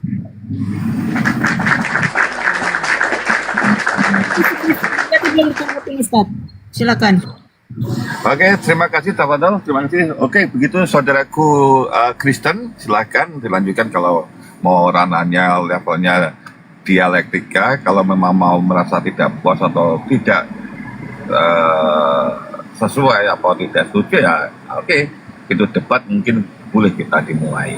Silakan saudara Kristen atau denom apapun, silakan. Karena saya sering juga browsing di stasiunnya di lintas antar denom. Jadi poin yang utama kita sedang mencari kebenaran, bukan pembenaran, bukan. Yuk kita bahasa kami istilahnya mengaji dan mengkaji. Mungkin Ustadz juga bisa menguraikan apa bedanya mengaji dan mengkaji gitu. Gitu ya. Oke, silakan Ustadz. Tidak lama-lama biar silakan teman-teman sahabat-sahabat saya, walaupun kita beda agama, beda Tuhan, ayo kita di sini. Berdasarkan apa? Kalau namanya diskusi sebagaimana tadi disampaikan Ustadz, yuk dari ranah, mau dari teks keluarnya, dari teksnya, konteksnya, atau dari ilmunya. Inti utama harus pakai ilmu. Kalau saya bicara dengan sesama teman-teman yang tanpa ilmu ya kita cuma jadinya debat kusir ya. Silakan lanjut, saya izin turun. Biarkan ini tempat dipakai, dipergunakan untuk teman-teman, sahabat-sahabat saya yang Kristen atau Katolik atau di manapun, silakan naik, monggo. Izin turun. Ya, terima kasih Bang Yu. Ya, Bang Bayu sehat selalu, berkah selalu abangku. Ini kenapa Tian di penghujat nih dinaikin? Assalamualaikum warahmatullahi wabarakatuh, Ustaz. Waalaikumsalam warahmatullahi wabarakatuh. Gimana kabarnya Bang Mastian? Alhamdulillah sehat-sehat Bunda semua. Ya. Ya lanjut Ustaz.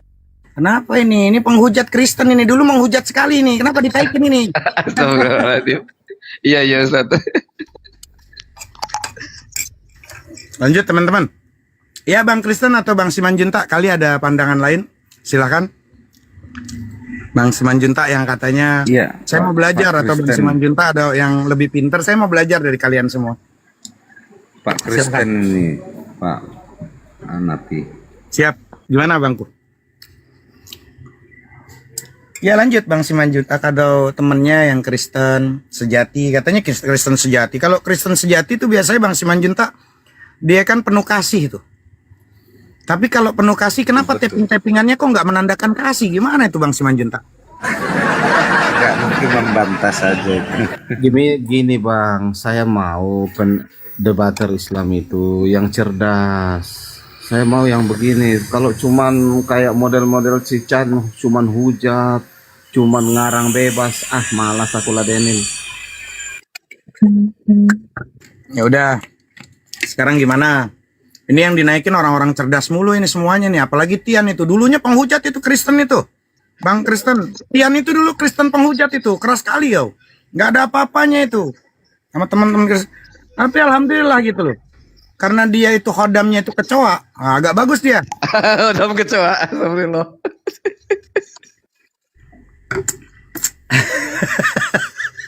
Gue ambil minum, gue sampai mau keselak bu Tian. Ayo silakan Bang Christian. Gimana Bang Christian? tentang masalah edukasi. Apa mau ngikutin judul atau ganti judul Bang Kristen atau Bang Simanjuntak? Cemana? Apa yang dikuasai Bang Christian ini dalam lintas agama nih, Bang Christian? Tentang penyalipan kah? Tapi dengan data-data Bible gitu, Bang Simanjuntak atau Bang Kristen? Bang Kristen sejati, Bang KS. Saya singkat KS lah, Kristen sejati, Bang KS. Tapi dengan data. Apakah posisi Yesus itu tersalib dengan data-data Bible? Atau mau apa yang diinikan? Gitu? Atau tentang ketuhanan secara ilmiah? Terserah. Saya ngikutin ranah kemampuan dari Bang KS dan Bang Simanjuntak. Karena saya mau belajar. Ayo. Jangan diam abangku. Tenang aja, aman kok, aman. Ya, Bang Kristen mungkin bisa maju. Jangan suruh maju Bang Simanjuntak, maju mau ngapain, ngomong duluan. Iya, maksudnya narasinya.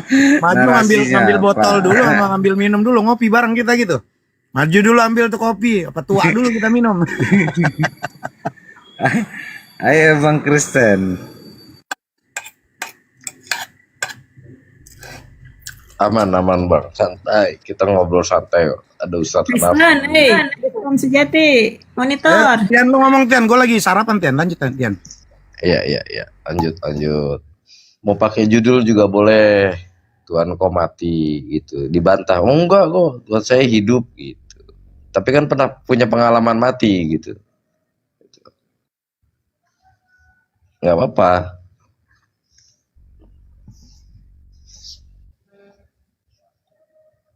Ngobrol santai. Bang Simanjuntak dari denom apa Bang?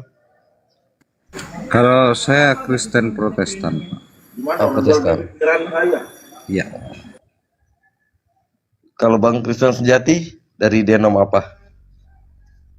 Mungkin dia Kristen Ahlus Sunnah wal Jamaah kali. Bang KS, nggak jawab tuh Bang KS. Bukan Ahlus Sunnah wal Jamaah, Ustaz, Nadatul Muhammadiyin. Nadatul Muhammadiyin ya. Aduh. Iya, untuk Mana Bang? Enggak, kalau Bang Kristen sejati dari Kristen apa, denom apa? Begini aja Bang, kita diskusi yang fair aja ya. Boleh. Jangan yang bacot kemudian tidak ada isi. Oh, enggak. Naikkan aku Bang, siapa teman diskusiku yang layak ini? Naikkan aja aku ke atas. Nah, oke. Baik.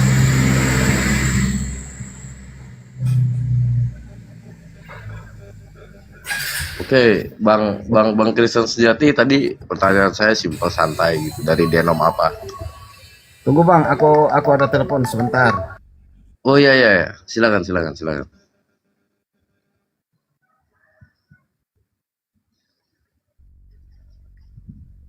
Lanjut Mas Tian. Bang Mas. Ya. Bunda ya. Bang siapa tadi? Bang Simanjuntak ya? Iya. Ya. Kalau denom ini urgensinya di mana Bang ya sampai banyak denom gitu? Gimana Bang? Kita mulai. Sebenarnya, ya lanjut. Ya, kita mulai dulu Bang. Begini Ya. Bang. Selama ini diskusinya saya lihat kan selalu berfokus pada pertanyaan tentang kekristenan. Sekarang kita bagaimana kalau kita fokus lagi, kita bahas tentang Islam lagi, gimana Bang? Ini kan aku mau diskusi sama Abang tapi fair, ya. Harus ada kebenaran di dalamnya. Bagaimana Bang? Tapi ini roomnya room Islam dan Nah itulah room tentang Islam kan kekristenan. justru room Islam. Wajarlah kalau kita bertanya tentang Islam gitu. Ya Oh kan? gitu. Saya kira sah. Ya kalau gitu enggak kalau gitu Abang tadi bertanya sama Ustadz Hanafi kalau bertanya tentang keislaman gitu karena beliau lebih memiliki Mana kapasitas. Ustadz Hanafi, naikkan Ustadz Hanafi aja. Oh iya gitu. Kan tadi beliau udah narasi, harusnya Abang tadi langsung tanya. Ya mantap kalau Ustadz Gitu. Hanafi. Ustadz Hanafi, selamat siang Bang. Apa Abang hari ini sehat, bisa diajak diskusi dengan baik Bang? Sabar, Ustadz lagi sarapan. Gua makan sampai gua nyuapnya sampai 3 suap, gua nggak pakai ini, langsung gua kelebokin kayak ontak gua. Apa? Bang KS, ngadi lu, gua lagi makan tadi, gua jadi buru-buru gua. Siap. Gimana abangku? Gimana?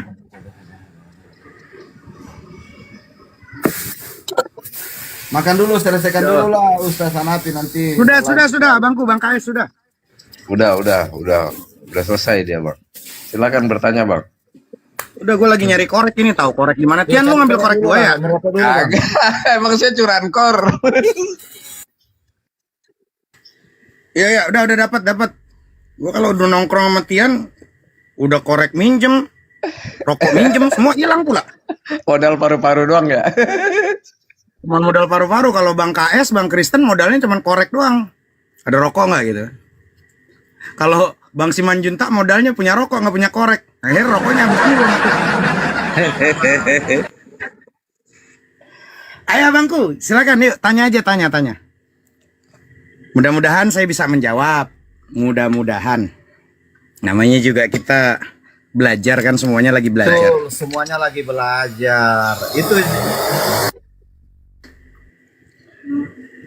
judulnya Kristen belajar gitu aja. Jangan bilang judulnya Tuhan kok mati. Kita aja nggak mau mati, Tuhan mati.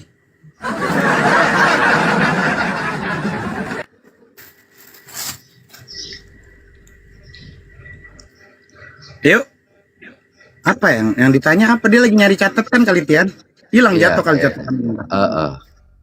Ntar. Aduh. Ayo Bang Kristen Sejati, silakan.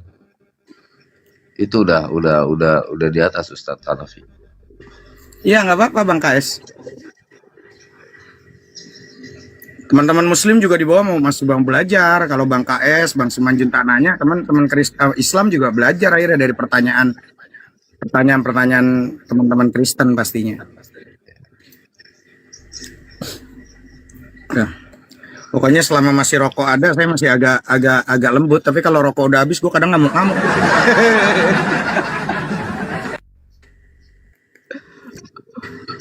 langsung cepat tanggap tuh Ustaz ya. Ya, rokoknya masih ada ya. Langsung gitu. Mata juga juling gitu, marah gitu. Apa sih lu? Kalau yang ngerokok kan gitu.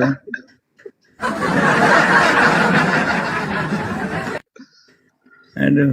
Giliran ada temen lewat nggak megang rokok, nggak megang koret, udah cemberut aja kita Tian. Ya, sama kayak kita susah, udah nyari lagi ya temen yang lain. Agak nawar-nawarin ya. Ngetesnya pakai 1 batang doang kan, mau nongkrong kan. Minta bungkus lagi cari bungkusan gitu, cuma 1 batang. Bila nongkrong 1 batang. Nggak diisap, dimatiin buat dikantongin.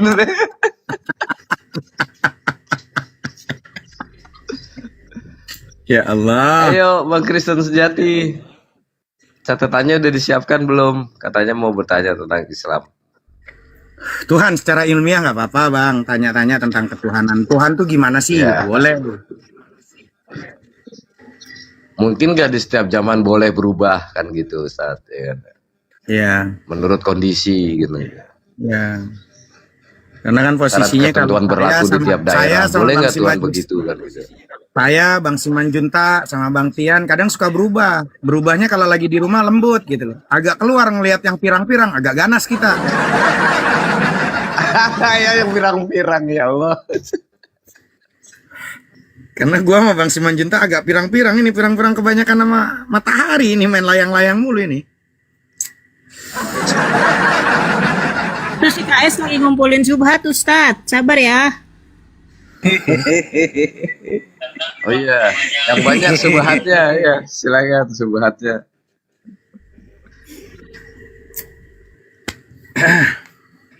Kalau bisa pertanyaannya yang susah Bang Kristen Sejati. Nanti jawabannya gampang sama Ustadz. Wallahu alam bisawab.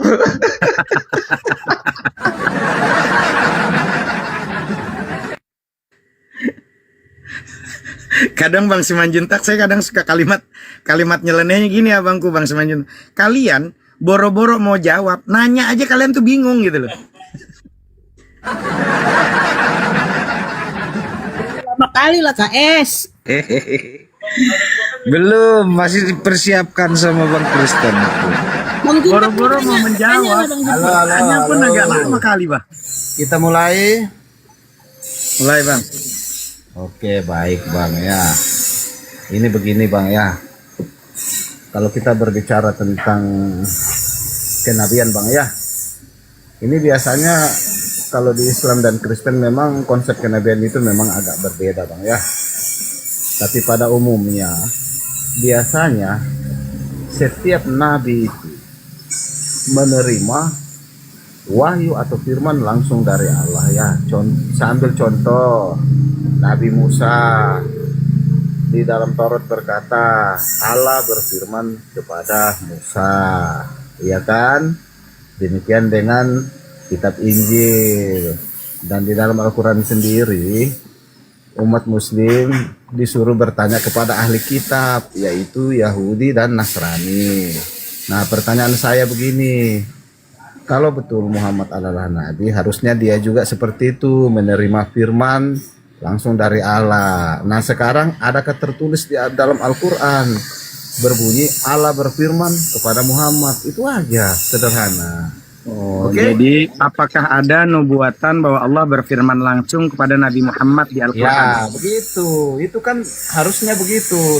Harus ada berkesinambungan dari kitab yang terdahulu dengan kitab yang sekarang, karena di dalam Al-Quran sendiri kan umat muslim disuruh bertanya kepada ahli kitab. Ahli kitab itu ada dua, Yahudi dan Nasrani, seperti itu. Oke Bang, silahkan.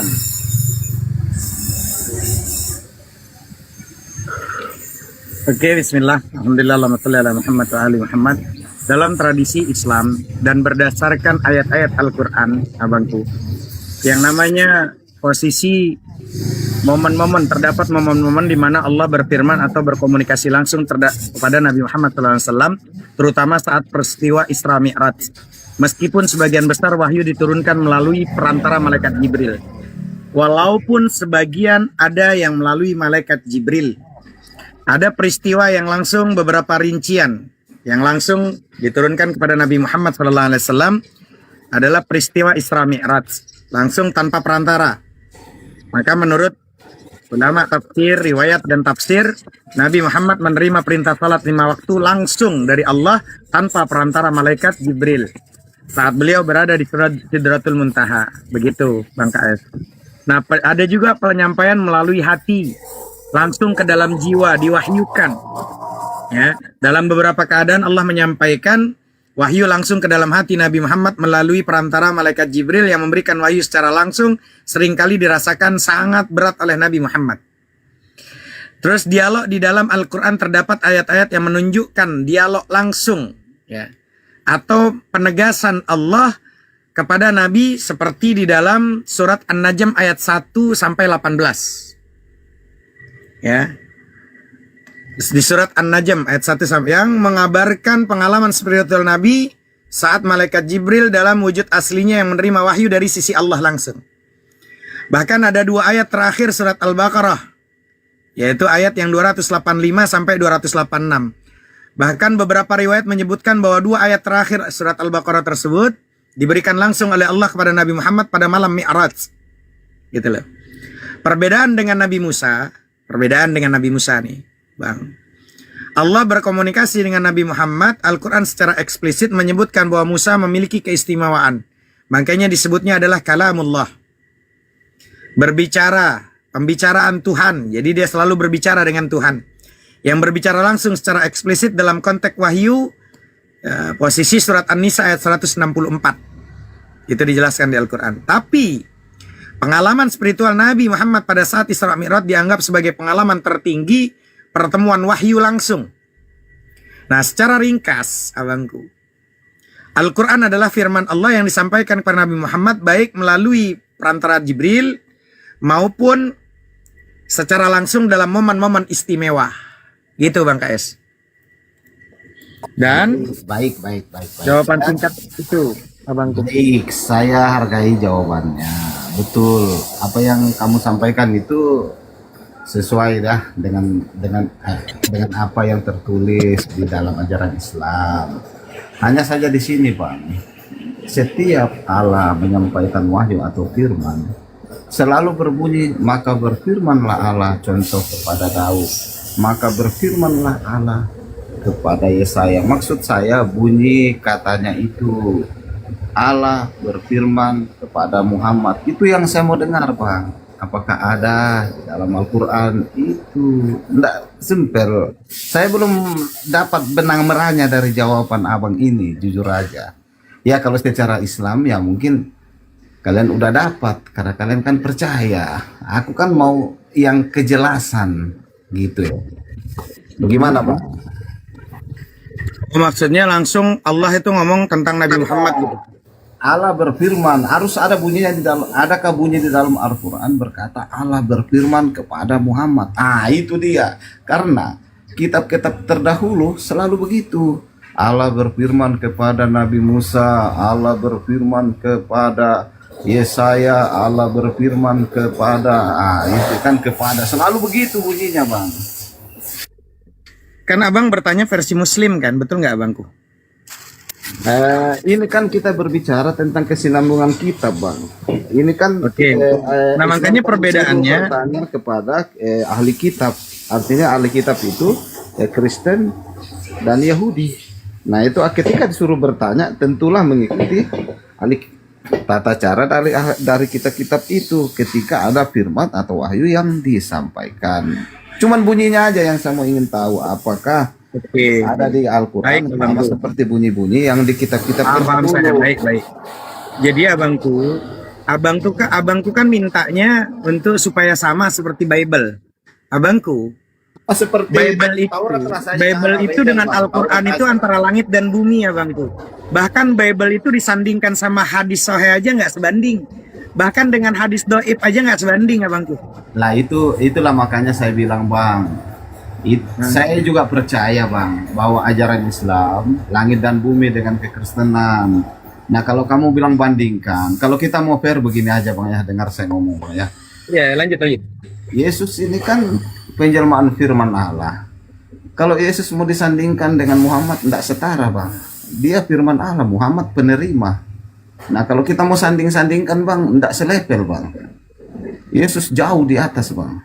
Begitu maksudnya, Bang. Jadi kalau kita mau dibilang banding-bandingkan, Bang, memang tidak akan ketemu, Bang. Makanya saya bilang dari awal, saya hanya minta satu pertanyaan aja. Adakah bunyi seperti itu di dalam Al-Quran? Allah berfirman kepada Muhammad untuk memastikan betul-betul dia nabi atau tidak. Karena nabi terdahulu bunyinya seperti itu. Maka berfirmanlah Allah kepada Musa, maka berfirmanlah Allah kepada Daud, maka berfirmanlah Allah kepada Yesaya. Itu kan banyak, selalu bunyinya seperti itu, Bang. Oke, lanjut, Bang. Kalau cuman kalimatnya katakanlah gitu. Kalau boleh diistilahkan sama, ada juga, Bang, kalau cuman boleh dikatakan. Cuman masalahnya, Bang KS, Al-Quran itu nggak sama seperti Bible. Jauh. Perbandingan Bible dengan Al-Quran itu beda. Bahkan kalau dirunut, ya, antara Bible dengan hadis saja, itu jauh berbeda. Karena kalau Bible itu sanadnya putus tuh. Tahu sanad tuh artinya sambungan. Gitu loh. Jadi kalau ibaratnya, kok nggak seperti Bible? Kalau di Bible kan begini. Ya memang beda. Al-Quran itu dibandingkan dengan Bible tuh udah kayak langit sama bumi, beda. Betul, Bang, saya percaya, Bang, karena memang beda pengertian, beda pemahaman. Bagi kami juga tafsir hadis itu bagi kami cuman karangan juga, Bang. Di dalam kekristenan itu karangan manusia. Iya. Maaf kata. Oke, di mana datanya kalau Al-Quran itu karangan? Begini, Bang. Setiap ada keinginan Nabi, selalu saja ada ayat turun, Bang.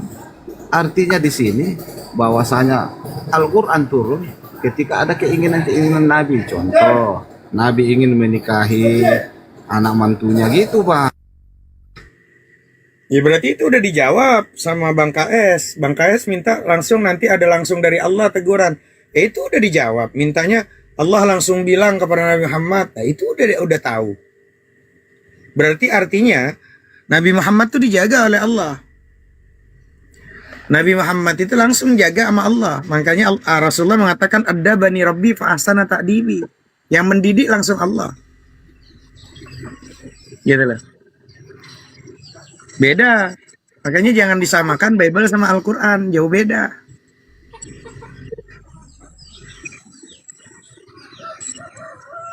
Gitu. Pagi, Bang. Bang KS. Pagi ya Bang. Pagi Bang Henry.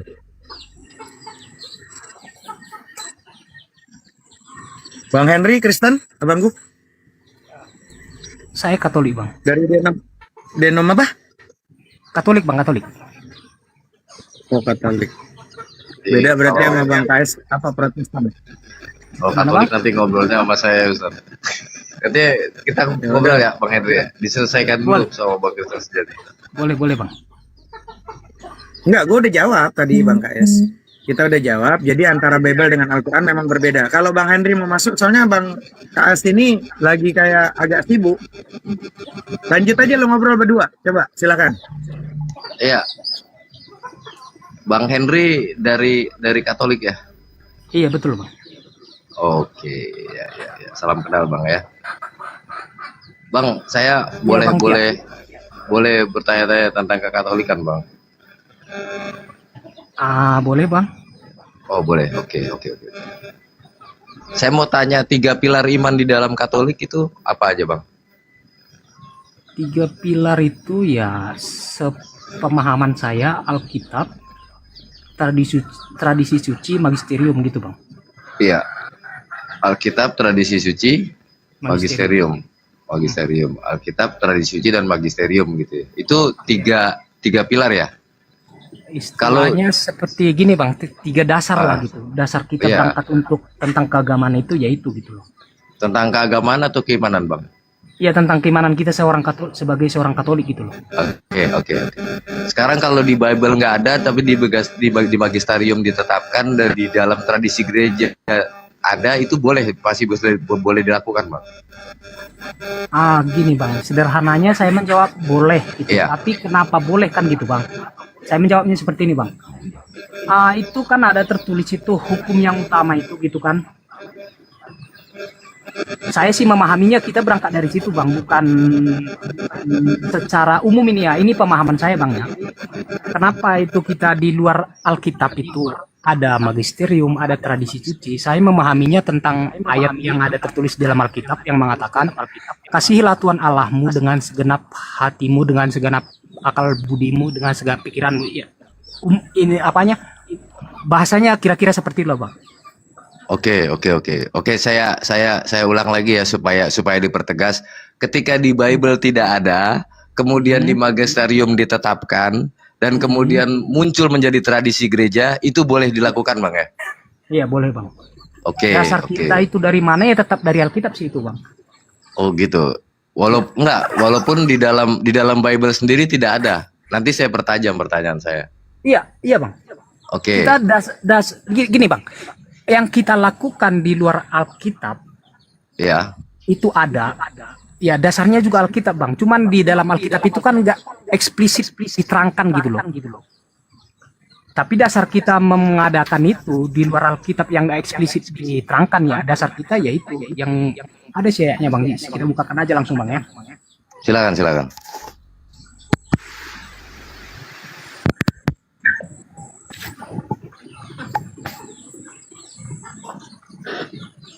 Ntar, Bang ya, mungkin bisa sambil ngobrol, Bang. Santai Bang, santai. Nanti saya pertajam pertanyaan saya, Bang. Oke, Bang.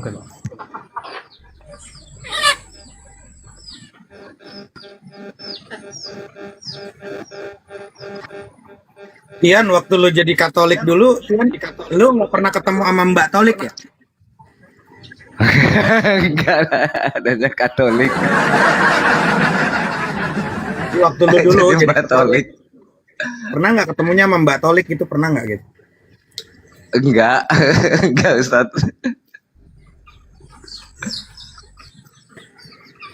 Ya, Bang, itu tertulis di Matius 22 ayat 37, Bang. Oke, sekalian dibacakan, Bang. Ya, bunyinya seperti ini, Bang.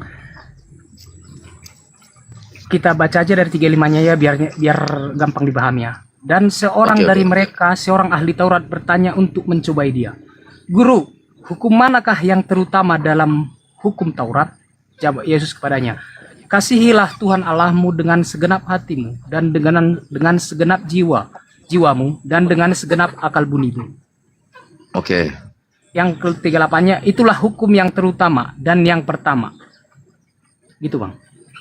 Kami dasarnya, oke. saya mengimaninya, dasar kami melakukan tentang magisterium, tentang tradisi suci, ya dasarnya ayat ini, yang ke-37 ini Bang.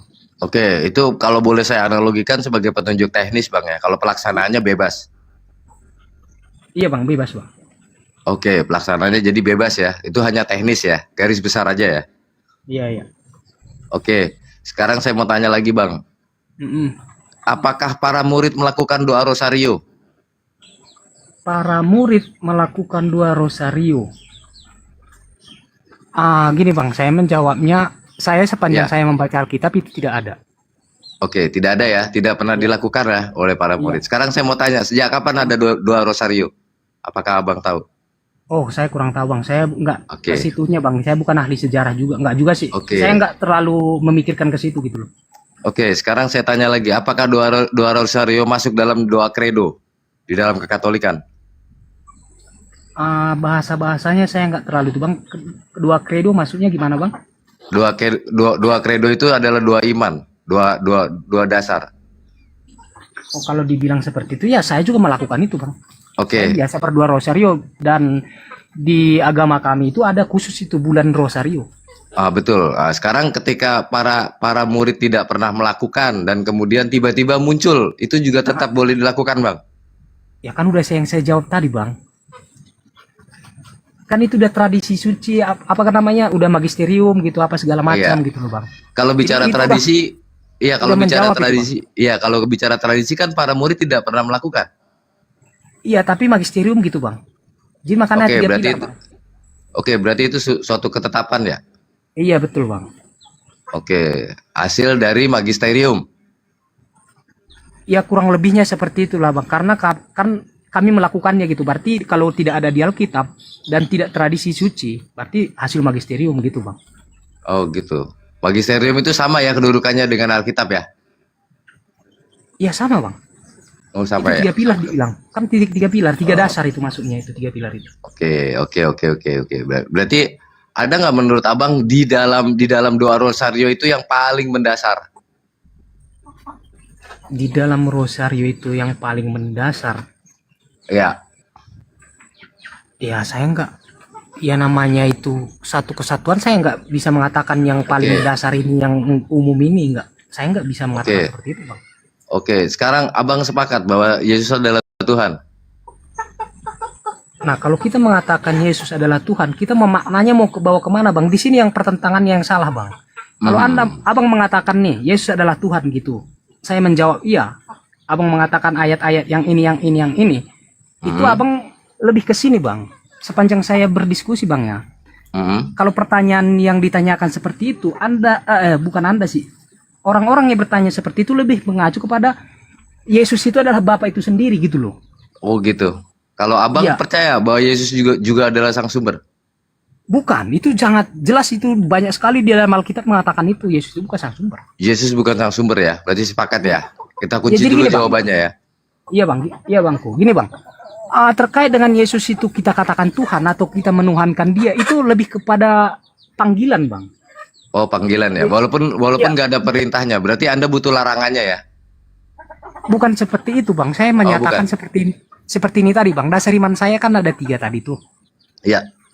Nah itu kita salah satunya mengacunya ke situ. Biarpun di dalam Alkitab tidak dinyatakan langsung, saya adalah Yesus, sembahlah saya, ini segala macam.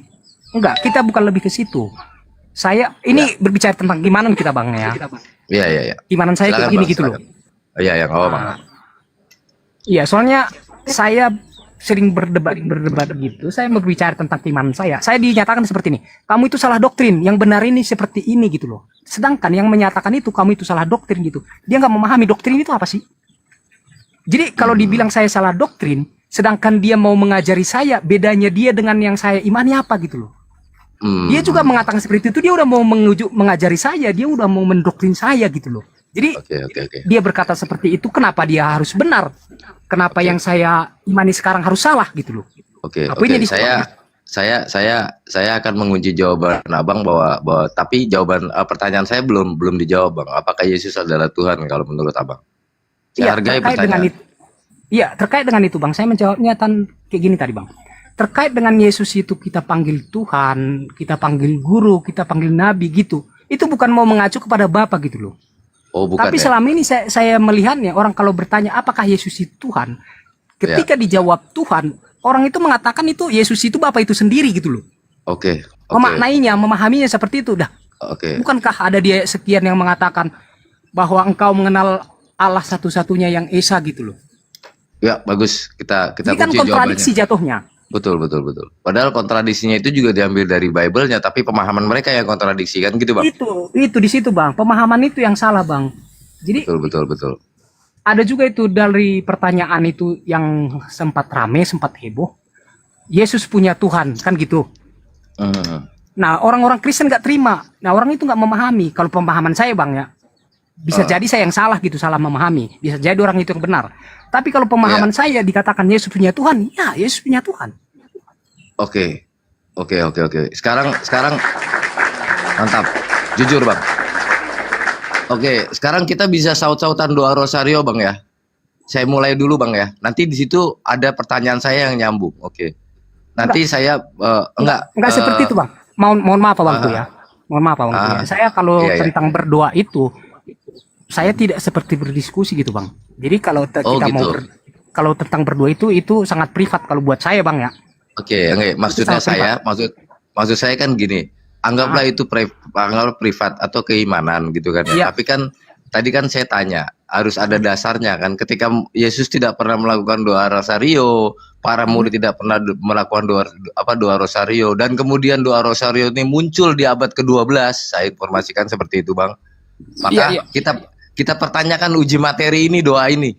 Gitu loh. Enggak, itu kan udah mungkin yang di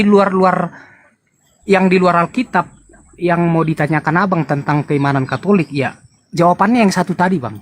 Nggak usah dijawab lagi, Bang. Nggak usah ditanyakan lagi di luar itu gitu loh.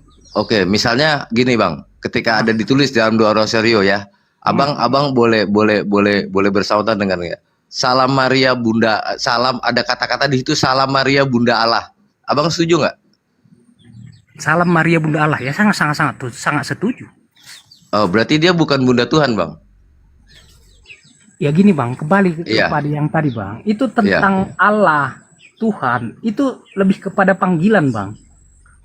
Iya. Gitu loh. Jadi kalau Abang mengatakan Salam Maria Bunda Allah, berarti dia bukan Bunda Tuhan dong. Nah, itu udah sama aja, Bang.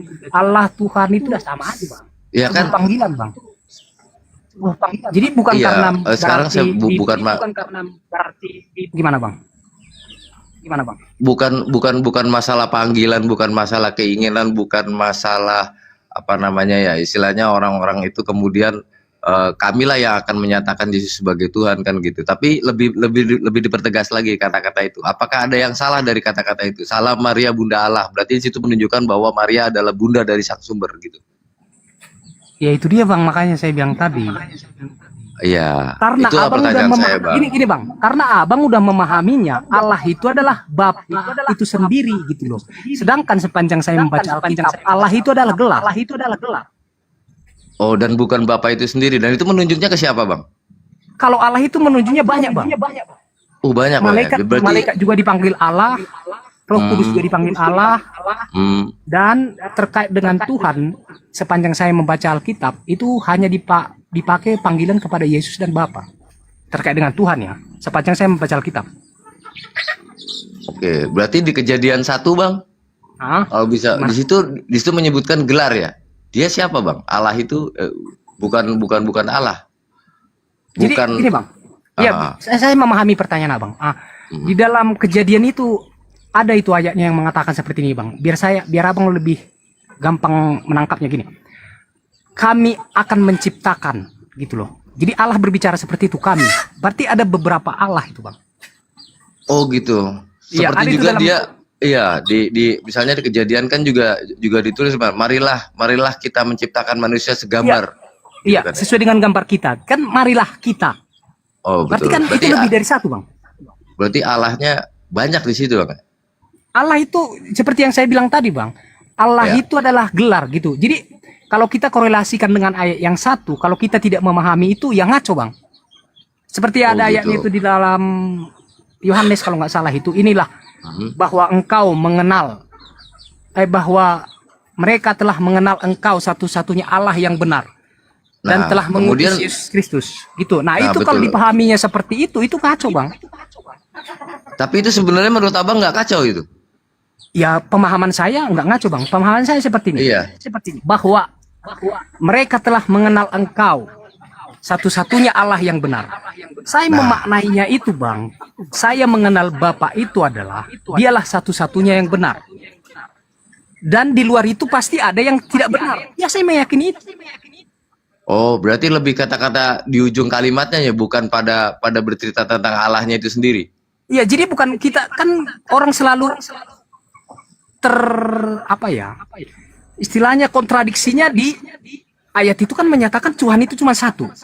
Di Kristen kok Tuhannya ada 3, ada banyak gitu loh. Iya. Jadi ya pesan yang mau disampaikan di situ bahwa saya meyakini ya Allah yang benar itu ya cuma Bapa. Bukan Di luar satu itu, ya? di luar itu apakah ada Allah? Ya ada. Oh, ada. Ya. Ian, gue izin nanya boleh nggak sama Bang Henry?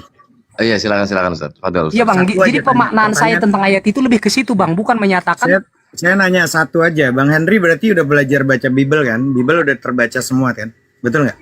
masalah terbaca semua atau tidaknya, ya kurang Belum. lebih seperti itulah Bang. Tapi Oke, ya siap. gini Jadi Bang, menurut Bang Henry tadi Allah itu gelar ya? ya gelar Bang. Gelar. Berarti sudah baca ya Bible. Bang Henry di situ ada Bible-nya nggak? Ada Bang. Ada. Jadi saya suka diskusi itu dengan data.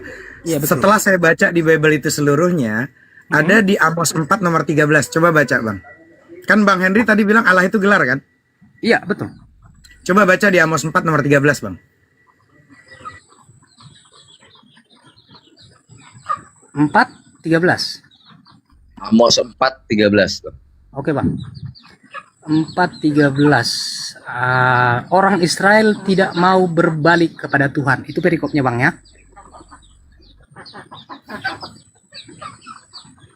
Ayat yang ke-13-nya,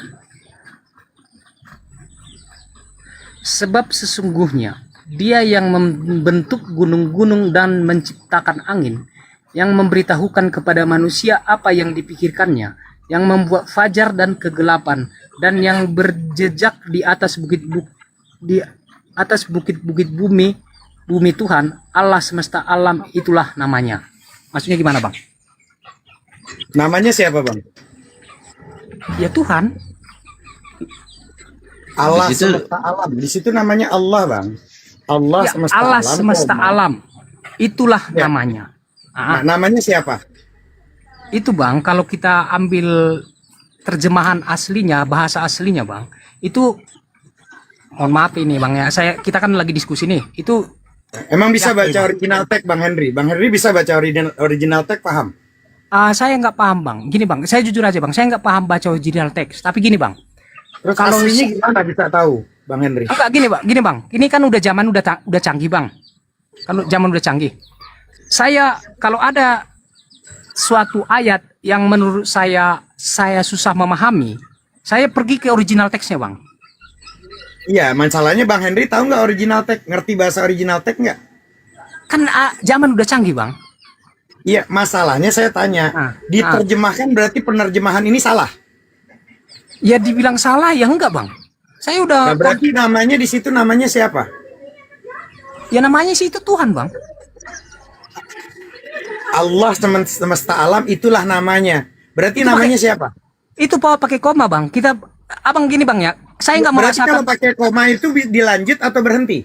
Gini Bang. Saya memahaminya seperti ini Bang. Saya nggak memaksakan pemahaman Abang ke pemahaman saya. Saya juga nggak maksa Saya Abang. Menurut gini, Bang. Abang, ada koma tuh dilanjut atau berhenti? Dilanjut Bang. Nah, berarti Allah semesta alam itulah namanya. Namanya siapa? Kan menurut Abang Allah. Bukan menurut saya. Bible Anda yang bicara Allah semesta alam, itulah namanya. Berarti namanya siapa? Allah. Sudah clear. Oke bang, Anda tadi bilang kan gelar. saya Lanjut, tanggapi seperti Tian. saya tanggapi seperti ini bang. Iya, silakan. Abang boleh buka bang, biar kita jelas sekali bang. Amos Ya. 4 ayat ke-13. Abang siapa nih? Abang Hanafi kan memahaminya tadi nama itu di situ Allah. Bang Henry, izin. Gantian, Bang. Boleh gantian, Bang. Kita berdiskusi dengan baik, Bang. Abang bilang saya menafsirkan. Saya dari dulu ranah diskusi saya tahun 90-an dengan orang-orang yang apologet, mengerti bahasa Quran, Ibrani, Yunani. Saya diskusi tahun 90-an. Pondok pesantren saya itu di belakang UKI Cawang, Universitas Kristen Indonesia.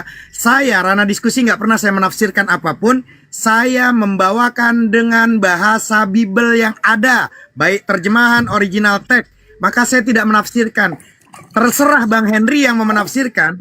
Menurut Bang Henry, berarti Bible ini salah atau tidak, itu urusan Bang Henry. Lanjut Bang Tian. Oke, berarti gini Bang Henry. Kalau tadi komparasinya Ustadz Hanafi sudah bilang, tadi kan Bang Henry bilang bahwa itu adalah gelar. Kemudian ditunjukkan oleh Ustadz Hanafi bahwa di situ adalah Allah namanya. Ada nggak di dalam Bible yang menunjukkan bahwa Allah itu adalah gelar? Saya tanggapannya terkait ayat ini aja bang, biar nggak usah kemana-mana Iya. bang. Enggak, bukan tanggapan Bang, supaya ada komparasi ayat. Jadi bisa dipatahkan narasinya Ustadz Hanafi gitu, bahwa ini loh Ustadz Hanafi bahwa ini ada loh, Allah itu adalah gelar gitu loh. Ya kita buktikan aja langsung di sini bang. Ada saya bantu. Enggak, Saya kita bantu ya. enggak usah bang. Di 1 Kita buktikan aja langsung di sini bang. Korintus 8 ayat 6. Oke.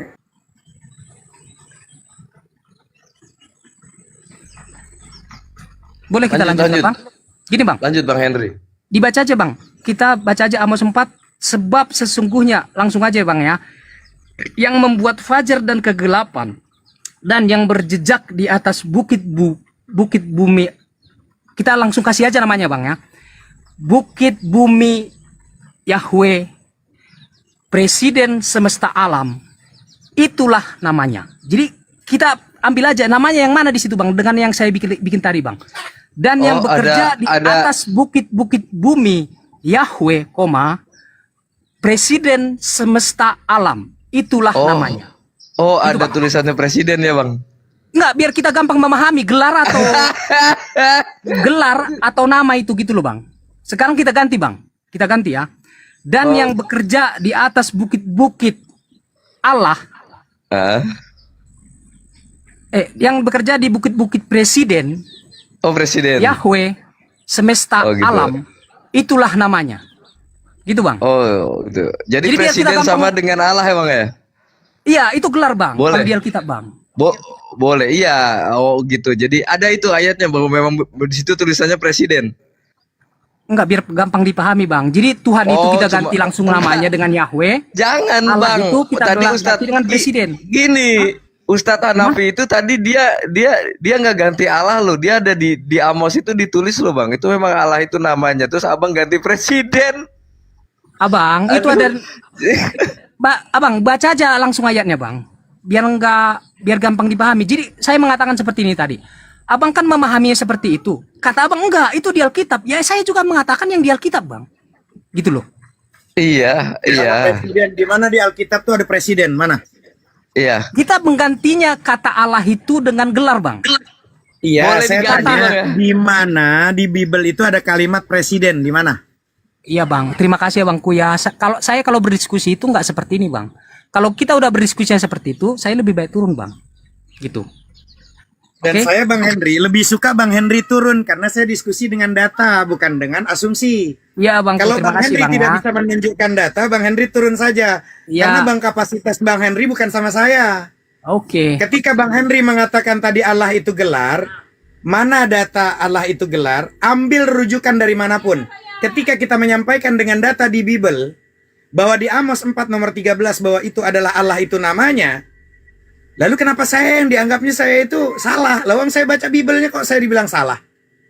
Jadi Anda kapasitasnya bukan sama saya, padahal saya menggunakan dengan data Bible Anda. Jadi Anda tuh bangunnya tuh kurang sehat. Gitu loh. Ditanya ketika Anda tidak bisa dengan original teks, Anda mau berdiskusi dengan siapa? Lihat dulu lawannya. Kalau cuman lawannya pinter ngomong tukang obat, lawan tukang obat. Tapi kalau kita ini dengan data Bible Anda kok. Masa kitab Bible Anda itu Anda mau bantah? Ya silakan bantah, jangan bantah saya. Saya baca dengan data di Bible. Di mana data Allah itu gelar di Bible? Tapi saya bisa menunjukkan di Bible itu bahwa Allah itu nama, bukan gelar. Clear sudah. Malah ganti presiden. Ya lu ini aja dulu. Lu revisi tuh Bible pakai Mungkin presiden. bingung. Iya, dia nggak boleh plesetkan bahasa.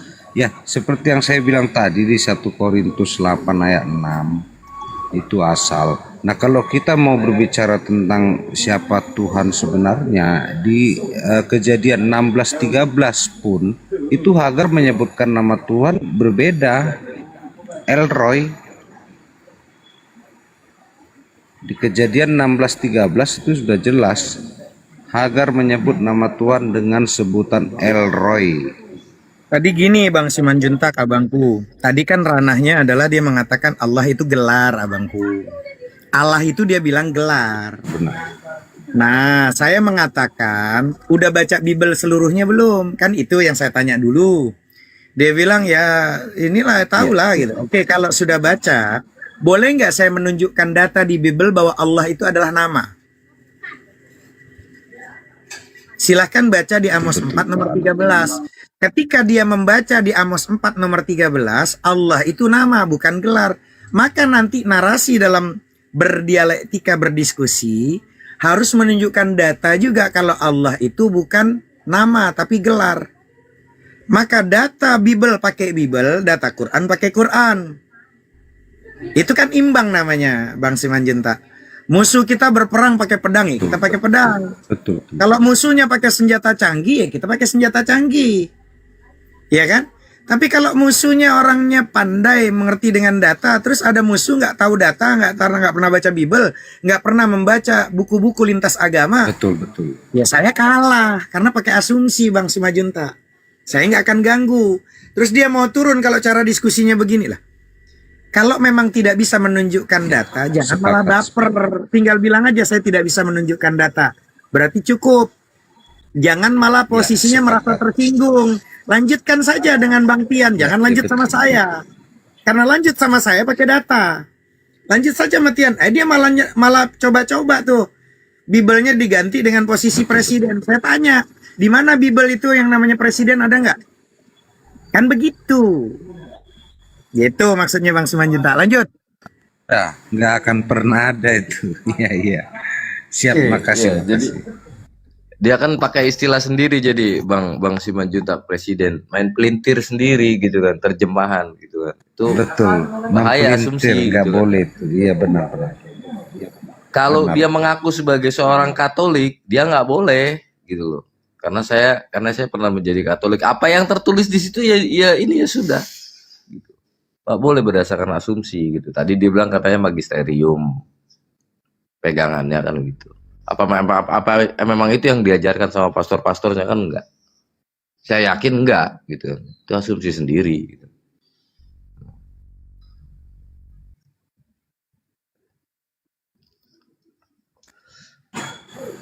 Enggak. Ya, mungkin kekurangan literasi aja.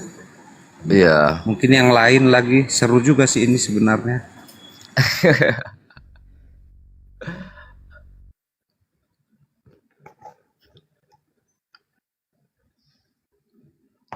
Iya, kalau dibilang lagi istilahnya presiden apakah sama disamakan dengan gelar Allah? Waduh, lebih bahaya lagi. Orang gelar presiden itu hasil dari mufakat kok, hasil polling. Iya benar. Iya, terus Allah itu Benar, hasil polling benar. gitu, hasil pemungutan suara. Gitu.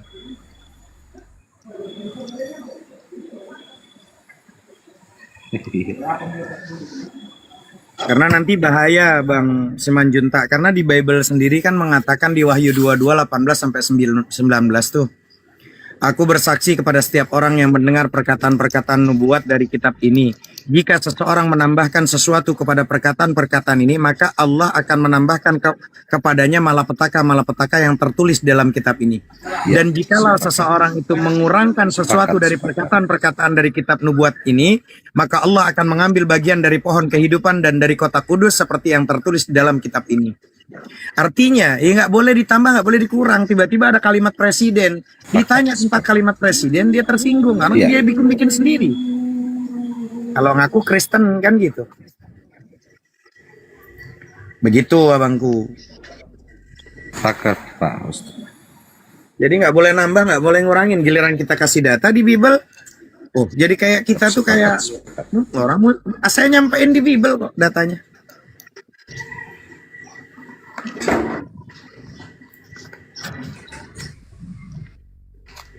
Ya silakan teman-teman. Kali ada yang mungkin dulu Katolik atau ada yang posisinya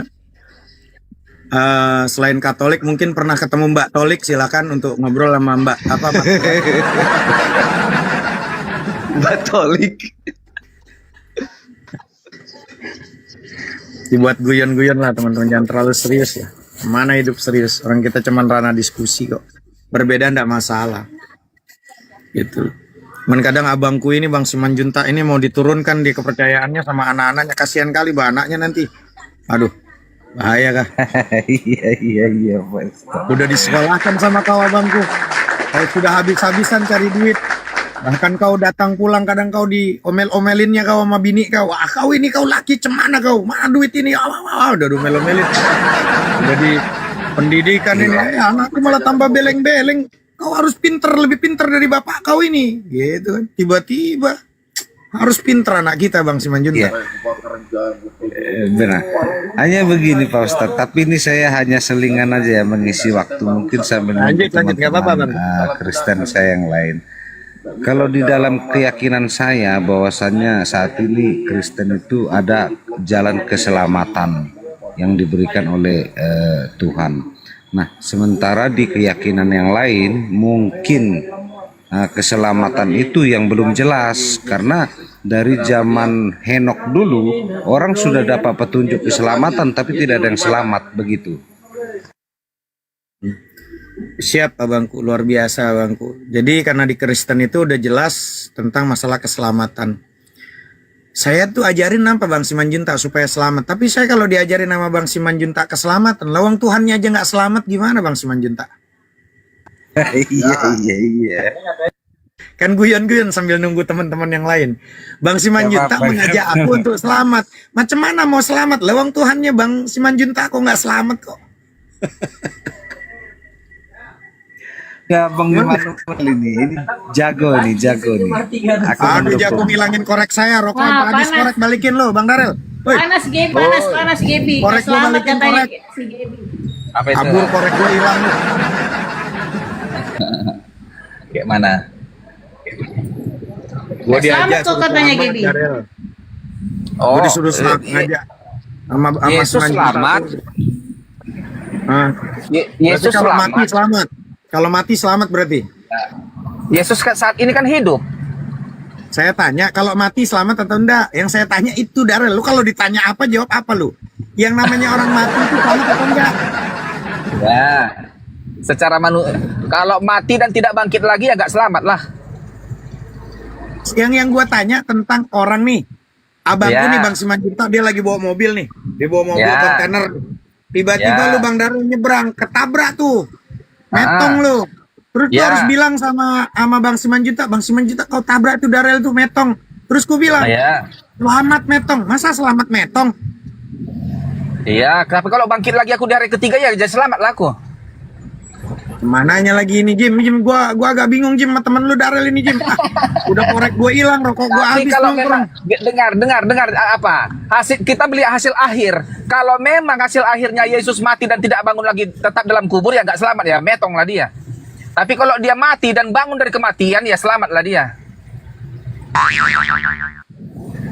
Masalahnya Yesus bangkit dari kematian itu pula jadi selamat. Detik ini hidup pula dia. Sampai detik ini.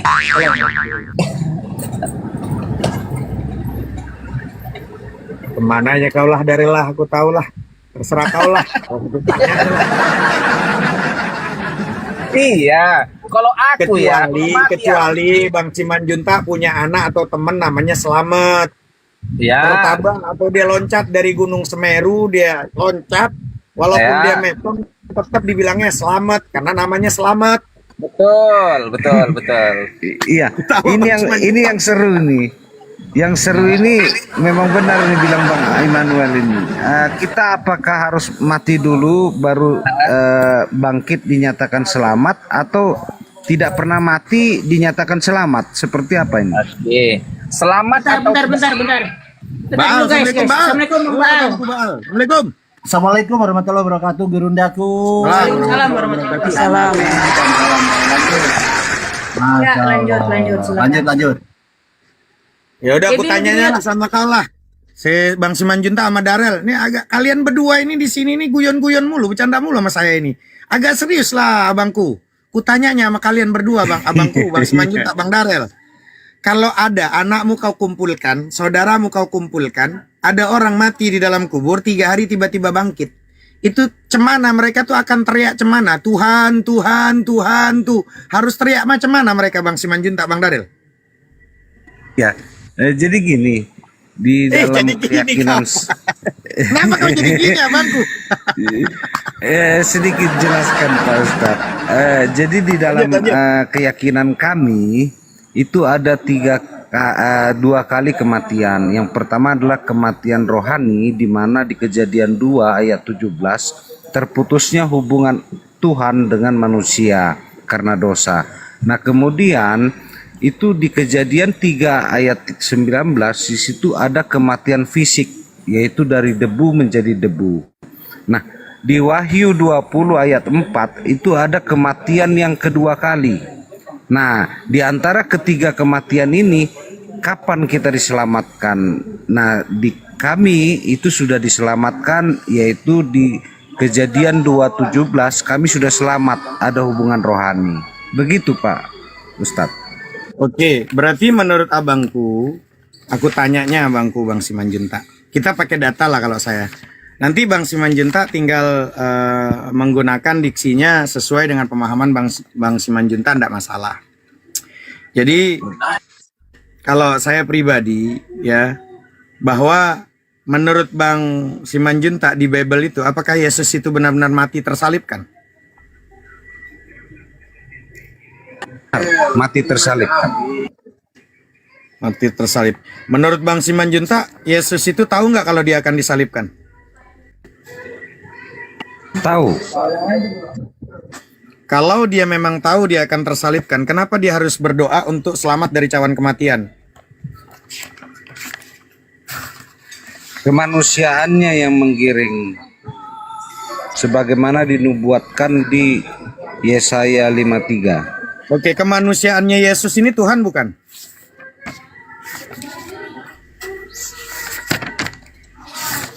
Kemanusiaannya bukan Tuhan.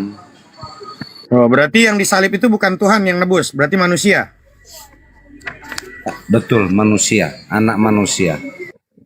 Ya, berarti artinya kau ditebus bukan nama Tuhan kan? Ditebusnya kau sama manusia kan? Benar Pak Ustadz, benar. Oh, berarti gugur tuh, karena kau nggak ditebus sama Tuhan, kau ditebusnya sama manusia kan? Benar, sesuai Kejadian 3 ayat 15, anak manusia lah yang akan meremukkan kepala ular. Kepala ular. Betul, itu janji Allah kepada kita, janji pertama kali. Kejadian 3 ayat 15. Abangku lagi sibuk ya kayaknya ya. Bisa sambilan-sambilan, aman aja Pak Ustadz. Aman ya. Ya, kalau memang dia tahu, kenapa dia harus mempersiapkan diri, dia beli nasi padang, beli nasi padang. Murid-muridnya suruh beli pedang supaya dia itu ada siaga gitu. Itu di Bible loh. Ya benar, benar. Ya, kalau memang dia tahu, sebetulnya dia itu berarti kan nggak tahu kalau dia itu akan disalibkan kan, betul nggak? Dia tahu, bahkan dari antara 12 muridnya yang ada menjadi sibilis, itu pun dia tahu. Kalau dia tahu, kenapa dia harus berdoa untuk selamat dari cawan kematian? Itu masalahnya, Bangku. Kalau memang dia tahu, itu kan logikanya, Bangku. Kenapa tidak seperti anaknya Abraham yang dia tahu ada perintah Tuhan, lalu dia posisinya berserah diri karena dia tahu itu perintah Tuhan. Walaupun memang anak Ibrahim itu bukan Tuhan, tapi itu atas perintah Tuhan, maka dia berserahkan dirinya. Kenapa kau harus melawan, mempersiapkan diri, beli pedang dan segala macamnya? Nah, ini kan berarti kontradiksi ya, Bangku.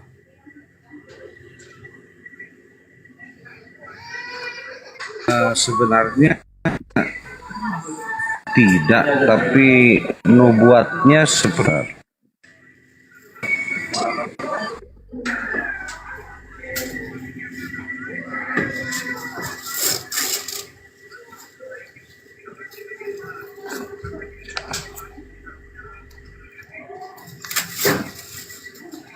Baal, masuk nggak, Bang?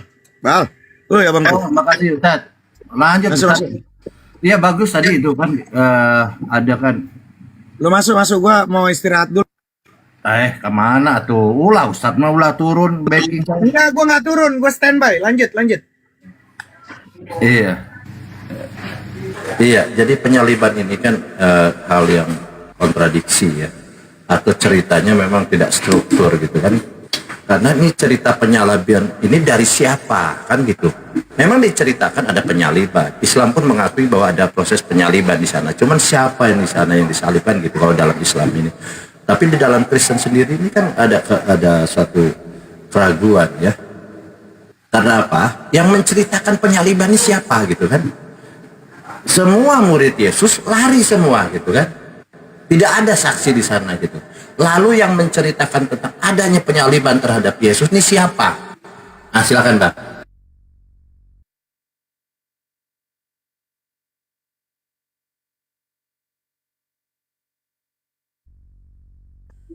Lanjut Bang Baal.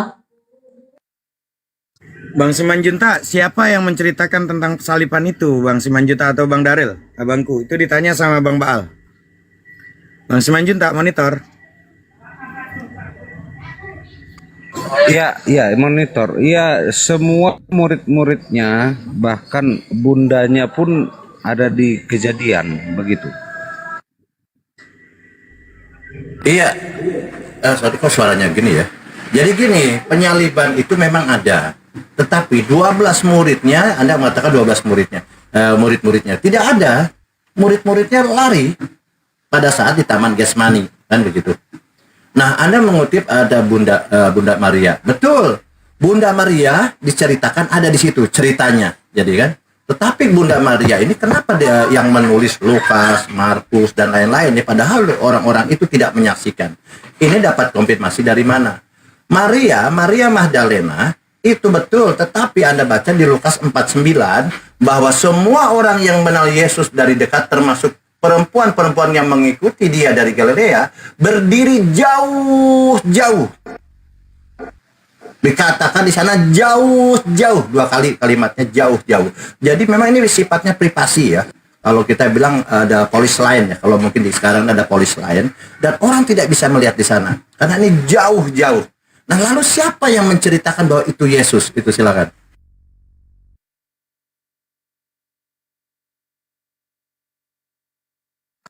Jawaban saya tetap murid-muridnya.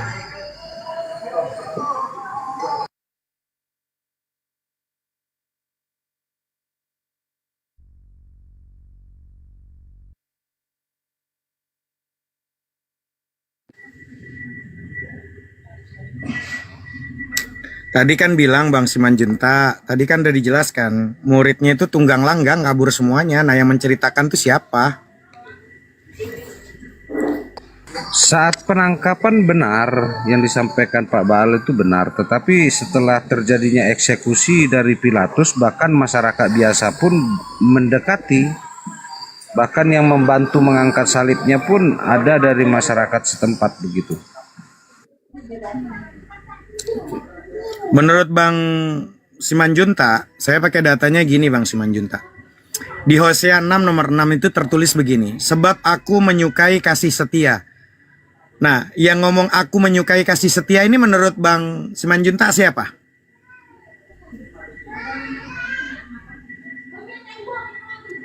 Saya baca dulu ya. Hosea berapa Pak Ustadz? Hosea 6 nomor 6. Sebab aku menyukai kasih setia dan bukan korban sembelihan.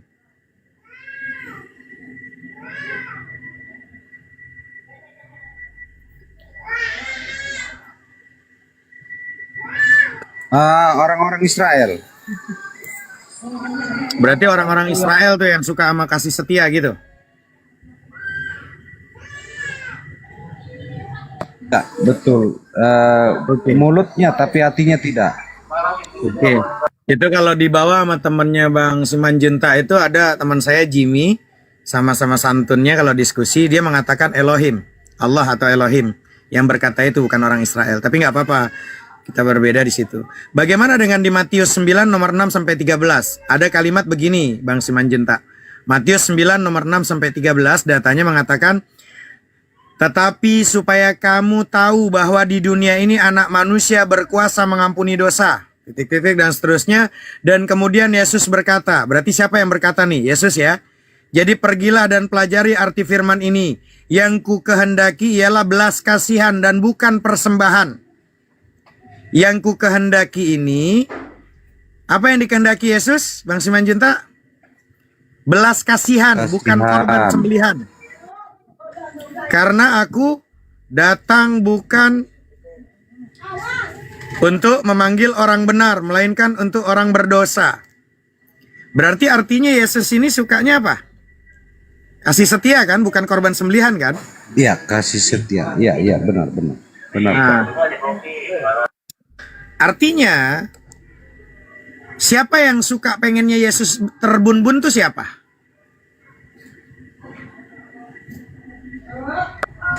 Itu sudah dinubuatkan bahkan awal pertama sebelum Yesus dibaptis itu Yohanes Pembaptis sudah menyampaikan di Yohanes 1 ayat 29 siapa sebenarnya Yesus, itu wahyu pertama dia.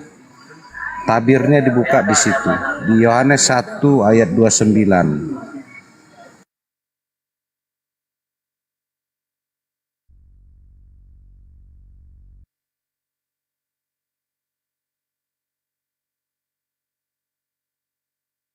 Ya, yang maksud saya gini, abangku. Kalau abangku membaca bahwa terbukti di data Bible itu, ya, dimana kalau seumpama kita runut dengan baik Bible itu, apakah Yesus itu tersalibkan? Secara Yesus itu berdoa di Lukas 22:42, ya Bapakku jikalau engkau mau, ambillah cawan ini daripadaku. Kan begitu dan seterusnya. Artinya Yesus itu berdoa supaya selamat daripada kematian. Nah, kira-kira menurut abangku, doanya Yesus itu didengar atau tidak, Bang Simanjuntak? Didengar, Pak Ustadz, didengar. Oke, berarti kalau umpama doanya itu didengar, berarti dia selamat atau tidak selamat dari kematian itu? Karena itu rancangan dari Bapak sendiri, ya pastinya tetap harus terjadi seperti itu. Iya, karena itu kan sampai nanti ada di Lukas 22:42 sampai 43. Contohkan analoginya. Gini, abangku. Ada di Lukas 22:42 sampai 43.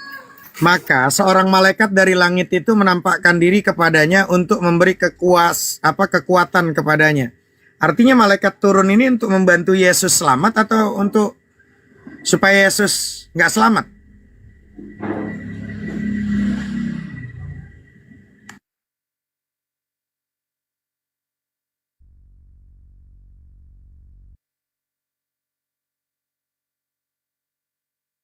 Isinya saya agak error tadi. Analoginya begini Pak Ustadz, saya kasih gambar.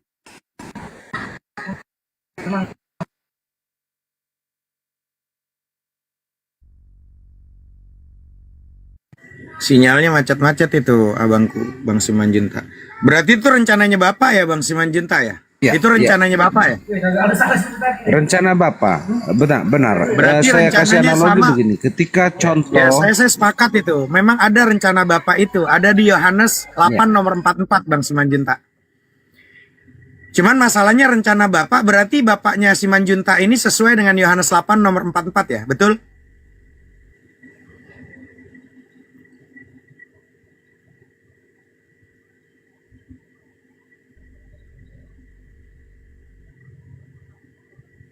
Coba Bang, Bang Simanjuntak di... Oh, berarti betul Baal. Ya udah Baal, lanjut Baal. Berarti betul tuh Baal. Luar biasa.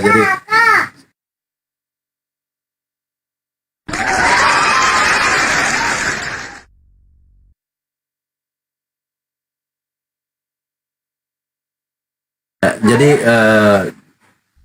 penyaliban itu ada, tetapi tidak ada yang tahu siapa yang disalib gitu ya. Lalu dikatakan murid-muridnya sudah jelas itu lari, tidak ada gitu kan. Kalau tidak ada yang menyaksikan, jelas itu tidak ada yang menyaksikan gitu ya. Karena di Matius dikatakan akan tetapi semua ini terjadi supaya genap yang ada tertulis dalam kitab nabi-nabi. Lalu semua murid-murid itu meninggalkan dia dan melarikan diri. Tidak ada ceritanya murid-muridnya kembali ya. Tidak ada ceritanya murid-murid yang kembali untuk menyaksikan. Dan Maria Magdalena itu pun berdiri jauh dia bilang 2 kali tulisnya jauh. Jadi tidak ada sekali. Jadi sangat privasi sekali gitu. Bahkan dikatakan bahwa Yesus ini kata penyaliban ini adanya di mana? Dikatakan privasi. Ini karena di tempat ya Yusuf Arimatea. Bukan tempat terbuka, gitu kan? Di tempat terbuka, tetapi di tempat Yusuf Arimatea. Memang ini sengaja dari cerita ini bahwa ini ada disembunyikan agar apa? Saksi-saksi memang tidak melihat. Nah, makanya aneh. Kemudian ada timbul ada cerita penyaliban. Nah, ini siapa dari siapa ceritanya? Sementara 12 murid ini lari semua kan seperti itu. Kemudian gini. Ketika ada satu waktu di Taman Getsemani ada pertanyaan tadi, apakah doanya Yesus didengar? Anda bilang didengar. Kalau didengar jelas bahwa Yesus ini diselamatkan. Karena di sana ada 2 kehendak. Kehendak Yesus pertama dia memohon kepada Bapaknya agar diselamatkan dari maut, dari penyaliban, dari kematian. Itu kehendak Yesus minta kepada Bapaknya. Tetapi ada kehendak Bapa juga. Nah, kalau memang Yesus tidak didengarkan doanya, berarti memang Yesus tergolong orang-orang yang terkutuk. Ya, ini lanjut dulu. ya jadi semua benar. Bagaimana kita tidak meragukan apa yang disampaikan di dalam Alkitab itu sebagaimana tertulis di Yohanes 14 ayat 16. Roh Kuduslah yang memang mengingatkan supaya memang kejadian itu penuh, tidak ada yang terlupakan. Begitu Bang Baal. Nah, datanya tuh ada tuh Bang Simanjuntak. Datanya tuh ada di Mazmur 34, 20 sampai 21. Kemalangan orang benar itu banyak, tapi Tuhan melepaskan dia dari semuanya itu. Dia melindungi segala tulangnya, tidak satu pun yang patah. Artinya berarti Yesus terselamatkan atau tidak dengan narasi data di Mazmur 34 nomor 20 sampai 21 ini, Bang Simanjuntak? Tidak, karena Yesus itu memenuhi janji Tuhan sebagaimana di Kejadian 15 Kejadian 3 ayat 15. Di situ anak manusia yang akan meremukkan kepala ular. Anak manusia meremukkan kepala ular. Nah, ular ini siapa? Yesus. Maaf kata sibilis, ular. Ya, sibilis. Artinya nggak ada kaitannya kan? Emang ada kaitannya, Abangku? Jadi begini, terdahulu Musa itu meninggikan ular. Ular itu lambang iblis. Jadi siapapun yang melihat lambang ular tembaga itu, maka dia akan diselamatkan. Nah, iblis itu sudah tinggi di saat Musa. Nah, bagaimana manusia juga bisa selamat dari manusia? Yaitulah dengan Yesus itu sendiri. Sehingga bukan lagi orang merujuk kepada ular tembaga, tetapi kepada penyaliban Yesus agar selamat. Begitu, Pak Muhammad. Berarti Yesus tuh kan pengennya memang selamat. Pertanyaannya, Yesus ini orang fasik atau orang baik?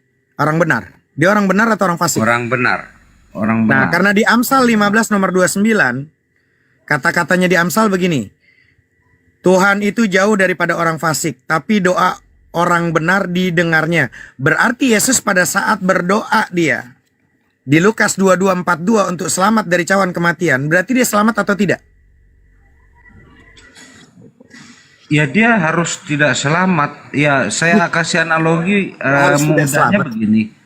Ketika saya akan disunat bapak saya juga berdoa supaya jangan disunat. Tetapi karena itu kehendaknya dia, apapun harus saya jalani. Ya, dari Itu kalimat-kalimat analoginya. tadi Bang Simanjuntak, bahkan Paulus sendiri menyatakan ada di Ibrani 5 nomor 7 bahwa Yesus itu terselamatkan daripada penyaliban. Maka kalimatnya Paulus mengatakan, dalam hidupnya sebagai manusia dia telah mempersembahkan doa dan permohonan dengan ratap tangis dan keluhan kepada Dia yang sanggup menyelamatkannya dari maut. Yang sanggup menyelamatkannya dari maut. Dan karena kesalehannya dia telah didengar. Berarti pertanyaannya, yang namanya diselamatkan itu tersalibkan atau tidak? Tersalibkan, makanya seperti awal mula tadi saya sampaikan Pak Muhammad, bahwasannya Pak Anapi ya Pak Ustadz, di dalam Kristen itu ada 3 kematian. Yang pertama adalah kematian rohani, yang kedua adalah kematian fisik, dan yang ketiga adalah kematian binasa. Itu saya sebutkan tadi ayatnya adalah di Kejadian 2 ayat 17, itu kematian rohani. Di kematian fisik adalah Kejadian 3 ayat 19, dan kematian binasa kekal itu di Wahyu 20 ayat 4. Begitu Pak Ustadz. Baal udah ini belum Baal? Baal tadi ada anaknya lagi, saya sibuk dia. Baal monitor. Oh Bang Baal. Assalamualaikum warahmatullahi Warahmatullahi wabarakatuh. Bang Baal monitor. Lagi sibuk dia tadi itu. Iya, dari maut yang disampaikan di dalam artian Paulus nyampaikan itu adalah maut fisik, itu bahwa dia bangkit dari kematian fisik. Nah, apa yang dia selamatkan adalah hubungan manusia dengan Tuhan, yaitu kematian rohani itu Pak Ustadz. Itu sih. Ya itulah, karena itulah Bang Simanjunta, Bangku, saya menyampaikan dengan data-data yang ada di Bible bahwa Yesus tersalibkan dengan data di Bible, bukan kata saya. Makanya saya sampaikan dengan data. Karena sampai dengan data dan logika yang ada, saya sudah sampaikan Abangku.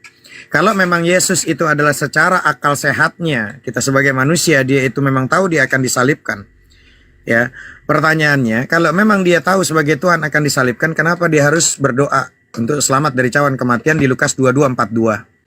Lalu yang kedua, Hosea 6 nomor 6, sebab aku menyukai kasih setia dan bukan korban sembelihan. Karena Yesus sukanya adalah kasih setia, bukan korban sembelihan. Sama di Matius 9 nomor 6 sampai 13, di mana di situ Yesus berkata, pergilah dan pelajari arti firman ini, dan yang kukehendaki adalah belas kasihan, bukan korban sembelihan. Itu yang dikehendaki oleh Yesus.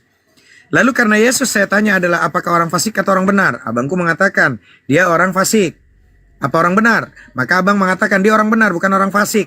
Maka di Amsal 15 nomor 29, Tuhan itu jauh daripada orang fasik, tapi doa orang benar itu didengarnya. Berarti artinya Yesus minta selamat daripada cawan kematian, berarti didengar. Kan gitu?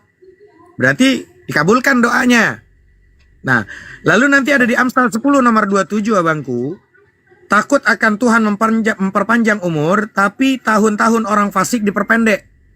Berarti artinya yang metong di situ adalah orang fasik. Apakah Yesus itu orang fasik? Kan nggak mungkin. Berarti yang metong nih siapa nih yang disalibkan nih? Bukan Yesus. Karena apa? Orang-orang di situ nanti ada di Mazmur 34 nomor 20 sampai 21. Kemalangan orang benar itu memang banyak. Tetapi Tuhan itu melepaskan dia dari semua itu. Dilepaskan, diselamatkan. Dia melindungi segala tulangnya. Dilindungi sama Tuhan tulang-tulangnya. Nggak ada yang patah. Tidak satu pun yang patah. Lalu nanti Paulus menegaskan di Ibrani 5 nomor 7, ya. Apa kata Paulus sendiri menegaskan?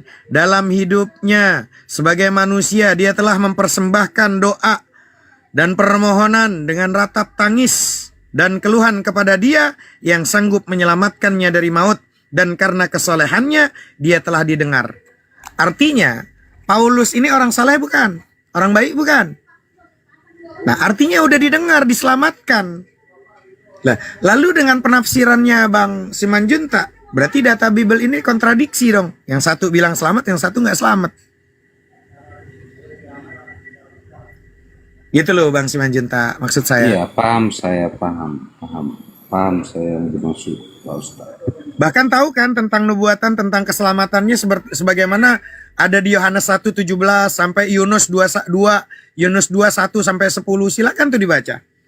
Bukti bahwa lainnya yang menunjukkan bahwa Yesus Kristus tidak dibunuh atau mati di atas salib itu merupakan ramalan yang diberikan oleh Yesus sendiri berdasarkan laporan di Bible. Ya.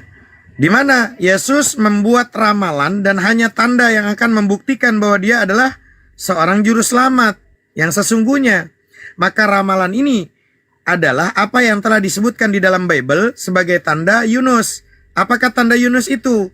Bible berbicara tentang tanda Yunus itu dengan mengatakan di mana? Ada Yunus 1 nomor 17-nya.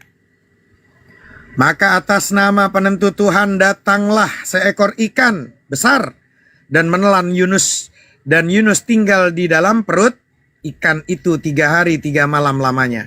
Yunus mati nggak di dalam perut ikan itu Bang Simanjuntak? Tidak mati.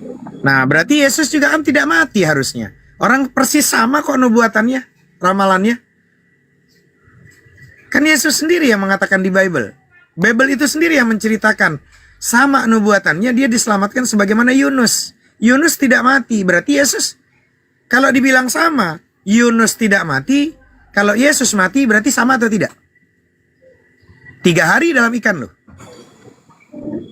Nah itu makanya saya sebenarnya ketika kita keyakinannya di Kristen, itu fondasi awalnya adalah kematian itu dulu Pak Ustadz.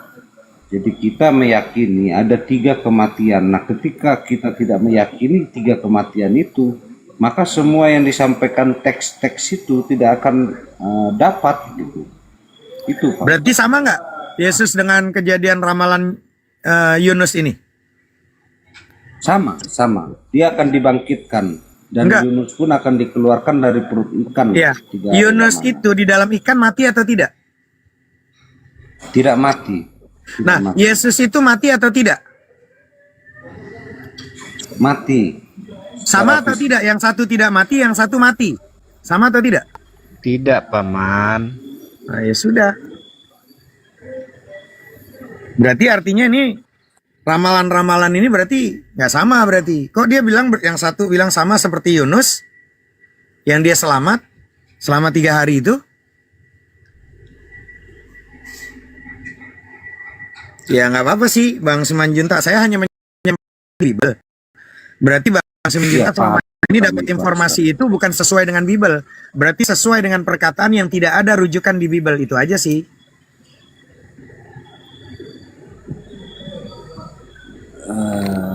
Mungkin dilanjut Bang Farel. Bang Baal, udah monitor belum Bang Baal? Baik. Sorry tadi ini ada anak-anak tuh. Anak-anak nangis. Jadi betul ya, ketika Yesus ini kan berdoa nih. Berdoa nih tiga kali dia berdoa. Ya, bayangkan aja seorang Yesus ini yang kita tahu Yesus ini sebagai kalau kita bilang Isa alaihissalam yang sudah dijamin surga, kerajaan surga ini, dia sampai menangis loh. Bagaimana kondisi pada saat itu begitu gentingnya, dia sampai menangis 3 kali dia berdoa di Taman Getsemani. Sampai murid-muridnya pun dimarahi. Berjaga-jagalah dan berdoalah supaya kamu jangan jatuh dalam percobaan. Tidak sanggup engkau berjaga hanya 1 jam saja, dia bilang. Sampai ditegur. Berdoa 3 kali. Dia merasa sedih seperti mau mati, dia bilang. Yesus yang ngomong. Lalu kata Yesus kepada mereka, hatiku sedih seperti mau mati rasanya. Tinggallah di sini dan berjaga-jagalah dengan aku, dia bilang.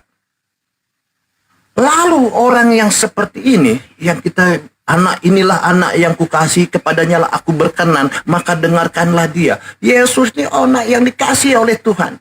Makanya dikatakan anak tunggal. Kalau dalam Bible dikatakan anak tunggal Bapa. Anak tunggal ini anak spesialis.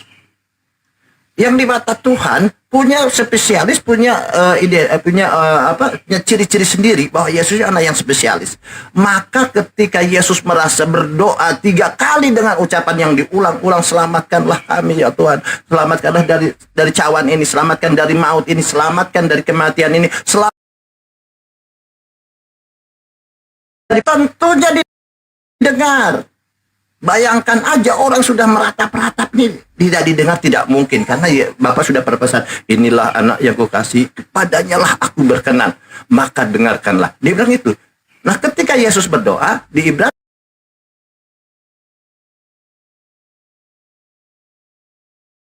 5 itu persembahkan doa.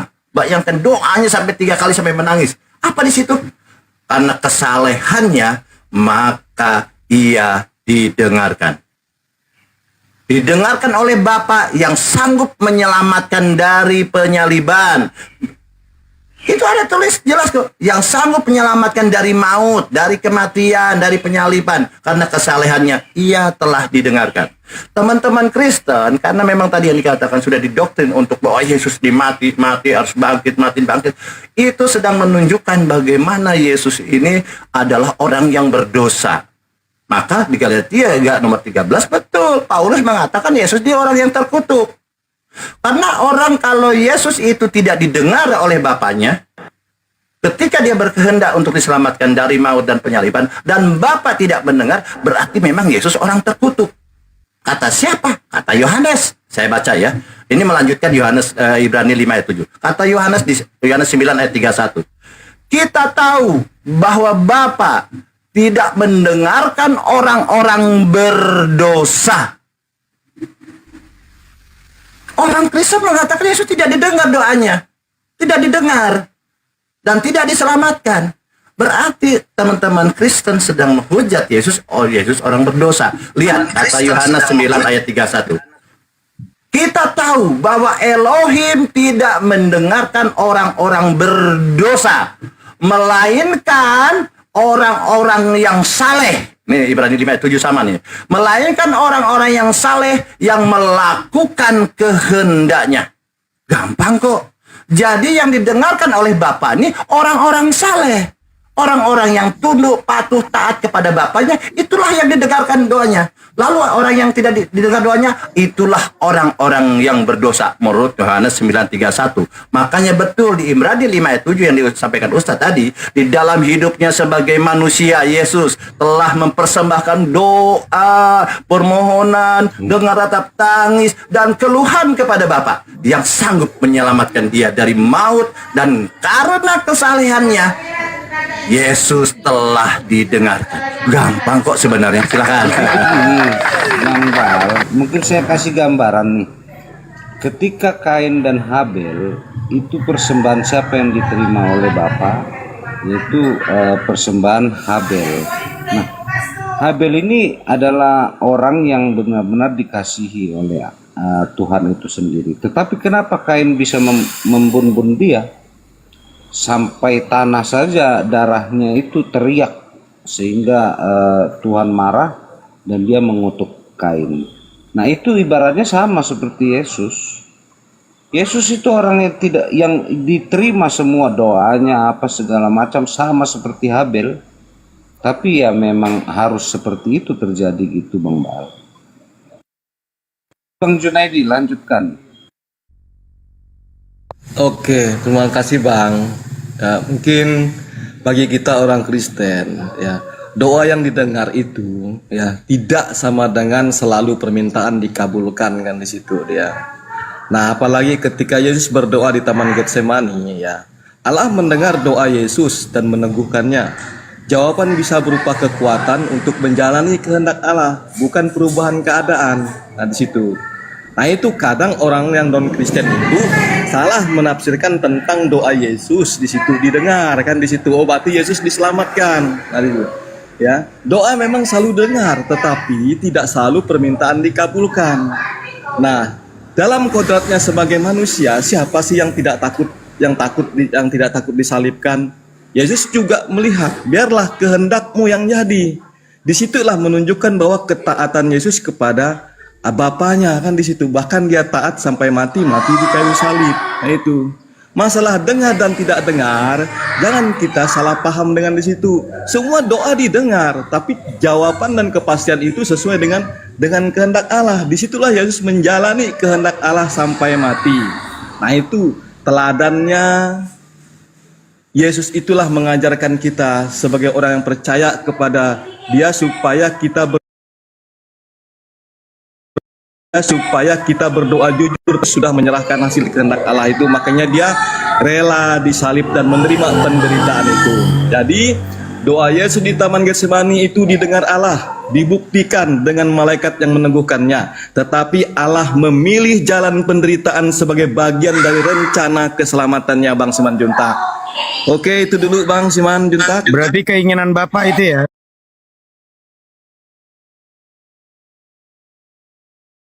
Bang Jun, berarti sesuai dengan di Yohanes 8 nomor 44 ya. Apa Yohanes 8 ayat 44 itu? Menurut Abang itu kehendak iblislah Bapak, bapaknya kan? begitu Bapak, ya. kan? Sebentar. Kehendak Bapak itu memang sudah ada di dalam. Iya, kehendak Bapak itu memang sudah ada di dalam kekekalan, Bang. Ya kan? Kenapa saya katakan sudah ada dalam kekekalan? Ya kan? Itu sudah rencana, sudah karya Allah kan di situ, karya Allah Bapa di situ di dalam Kejadian 3 ayat 15 di situ, Bang. Nah, di situlah Bang, nubuatan Assalamualaikum tentang. Kang Dito. Lanjut Kang Dito berdua. Berarti memang kehendak Bapak itu. Lanjut. Waalaikumsalam warahmatullahi wabarakatuh. Assalamualaikum. Ustaz Salam. Iblis lah yang menjadi bapakmu yang ingin membunuhku itu ya. Tapi ya itulah kan. Tapi boleh sedikit sebelum ke Kang Dito, boleh saya lanjut sedikit Kang Dito ya. Nanti dilanjut. Biasa saya kan nggak bisa lama saya. Jadi gini teman-teman. Ketika ada pilihan, Yesus punya kehendak, Bapak punya kehendak, gitu kan? Tentunya kalau Anda memilih bahwa Yesus hanya didengar tapi tidak dikabulkan doanya, itu sama kan tidak didengar kan? Masuk telinga kiri, keluar telinga kanan, seperti itu. Makanya bahwa betul kalau mengatakan, Paulus mengatakan Yesus ini terkutuk digantung kayu salib, memang apa? Yohanes sudah mengatakan tadi, kita tahu bahwa Allah tidak mendengarkan, Elohim tidak mau mendengarkan orang-orang yang berdosa. Artinya apa? Bukan Allah itu tuli. Yang Anda bayangkan tidak, ya dia dengar. Artinya didengar, dan tentunya ada pengabulannya, ada apa yang dilakukan oleh Tuhan. Bukan artinya kita mengatakan ya, Tuhan ini adalah tuli. Anda kan menggambarkan didengar, seakan-akan Tuhan ini tetap bisa mendengar. Nah di sini bahwa orang yang berdosa itu yang tidak didengar, sedangkan orang yang saleh yang melakukan kehendak Bapa itu yang didengar. Karena Yesus itu melakukan kehendak Bapa, maka didengar. Anda bilang tadi mengatakan ini kehendak Bapa. Padahal orang yang saleh yang melakukan kehendak Bapa itulah yang didengar. Anda putar balik. Anda putar balik. Yohanes berkata di Yohanes 9:31, kita tahu bahwa Elohim tidak mendengarkan orang-orang berdosa, melainkan orang-orang saleh dan yang melakukan kehendaknya. Gampang. Yesus melakukan kehendak Bapa. Itu pun sudah dinubuatkan di kitab-kitab sebelumnya. Anda baca Mazmur 118 ayat 17. Aku tidak akan mati, tetapi hidup, dan aku akan menceritakan perbuatan-perbuatan Tuhan. Yesus mengatakan hidup di Mazmur. Lalu ada Mazmur 16 ayat 10. Sebab engkau tidak menyerahkan aku ke dunia orang mati. Gampang kok. Anda baca lagi di Mazmur 28 ayat 8. Tuhan adalah kekuatan umatnya dan benteng keselamatan bagi orang-orang Kristus. Yesus Kristus. Tuhan adalah kekuatan umatnya dan benteng keselamatan bagi orang-orang Kristus yang diurapi Tuhan. Gampang, diselamatkan. Jadi Yesus Kristus yang diurapi Tuhan. Mazmur 20 ayat 6 katakan, sekarang aku tahu bahwa Tuhan memberi kemenangan kepada orang-orang Kristus. Orang-orang yang diurapi Tuhan. Diberi kemenangan, diberi keselamatan.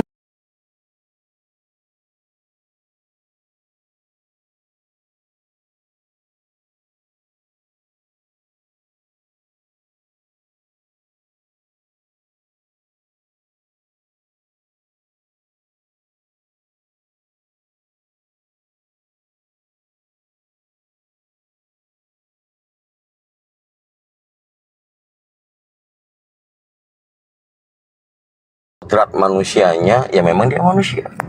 Kalau Tuhan ya lucu kalau Tuhan berdoa. Tapi substansi yang saya mau ambil, karena suatu tambahan pemaknaan yang falasi.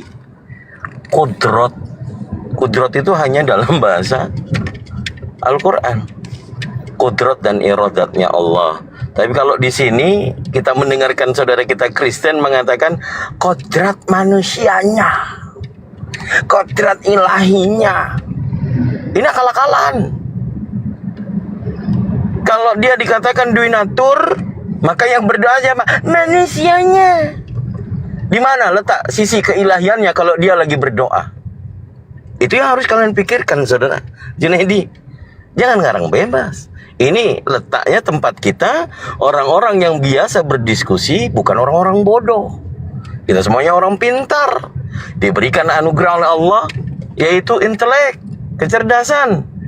Kalau mengada-ngada suatu konsili yang kedua, ini maraknya tentang sekte Nestorian. Permulaan Yesus dikabarkan memiliki dua natur, dua sisi.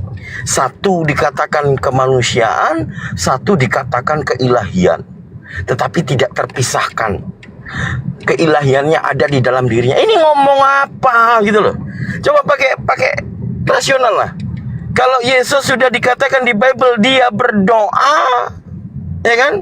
Bukan tentang makna dikabulkan. Yang mengabulkan itu ya Tuhan yang Maha Kuasa. Kalau Yesus yang berdoa, ini manusianya, yang berhak mengabulkan siapa? Kalau dia punya sisi ketuhanan, apakah dia juga yang mengabulkan? Kemudian dibikin kita ribet mikirnya. Tidak semuanya dikabulkan. Ini argumentasi apa, saudara? Coba, bagaimana kita mau menjadikan sisi parameter akademis, membuat saudara-saudara kita yang menonton, yang mendengarkan kita mendapatkan wawasan, bukan malah disesatkan. Iya, Yesus berdoa bukan berarti dikabulkan, makanya dia diselamatkan. Ini hancur punya kalian ini akalnya. Cuman bisa yang ngakal-ngakali sisi kodrat kemanusiaannya, sedang berdoa. Lalu sisi keilahiannya di mana?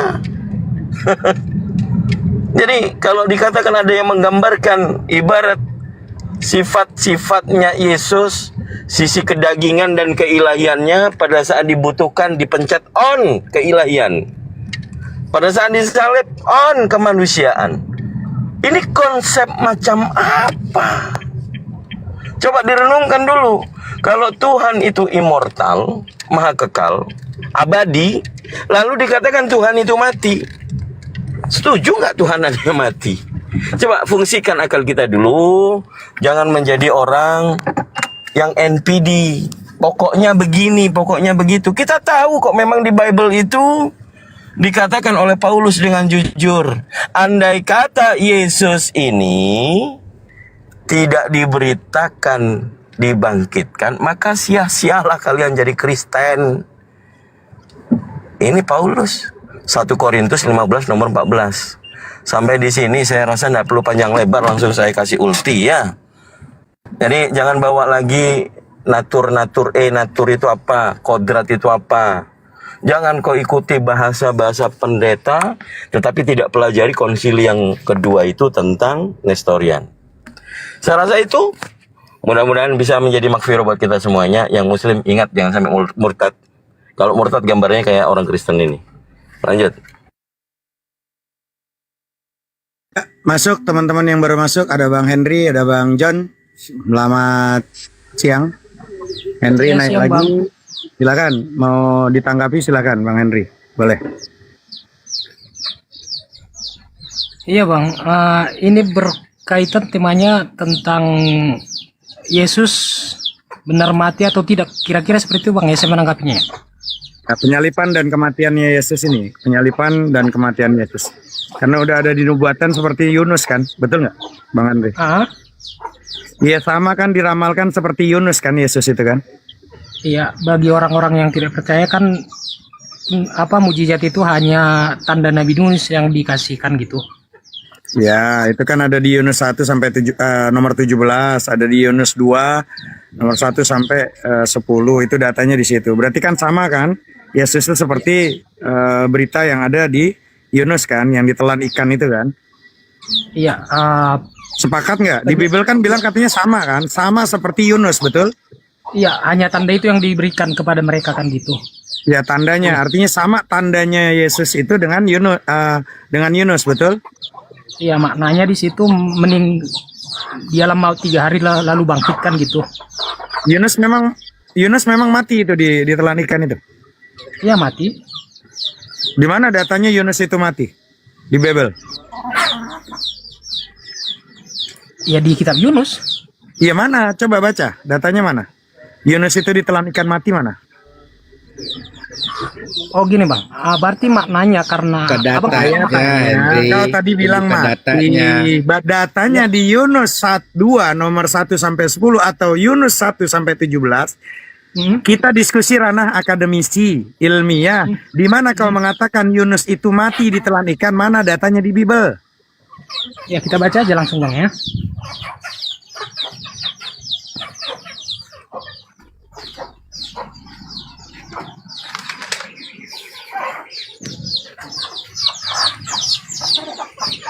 Terbangnya saya ambil kitab dulu.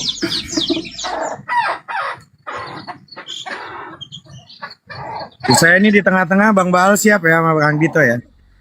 Gue senangnya gue cuman megang busurnya doang, gue habis itu gue lepasin, cepret, ngopi lagi, cepret, rokok habis, oi. Jangan lupa tap-tap layar teman-teman, bantu tap-tapnya teman-teman. Siap, Paman. Laksanakan.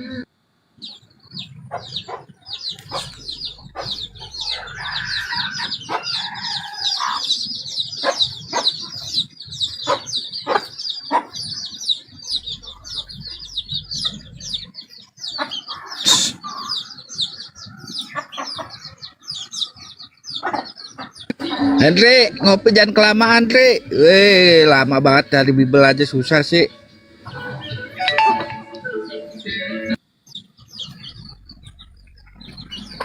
Ini di Yunus 2 1 sampai 10 dijelaskan. Bunyinya seperti ini, berdoalah Yunus kepada Tuhan Allahnya dari dalam perut ikan itu, katanya, dalam kesusahan aku berseru kepada Tuhan dan ia menjawab aku.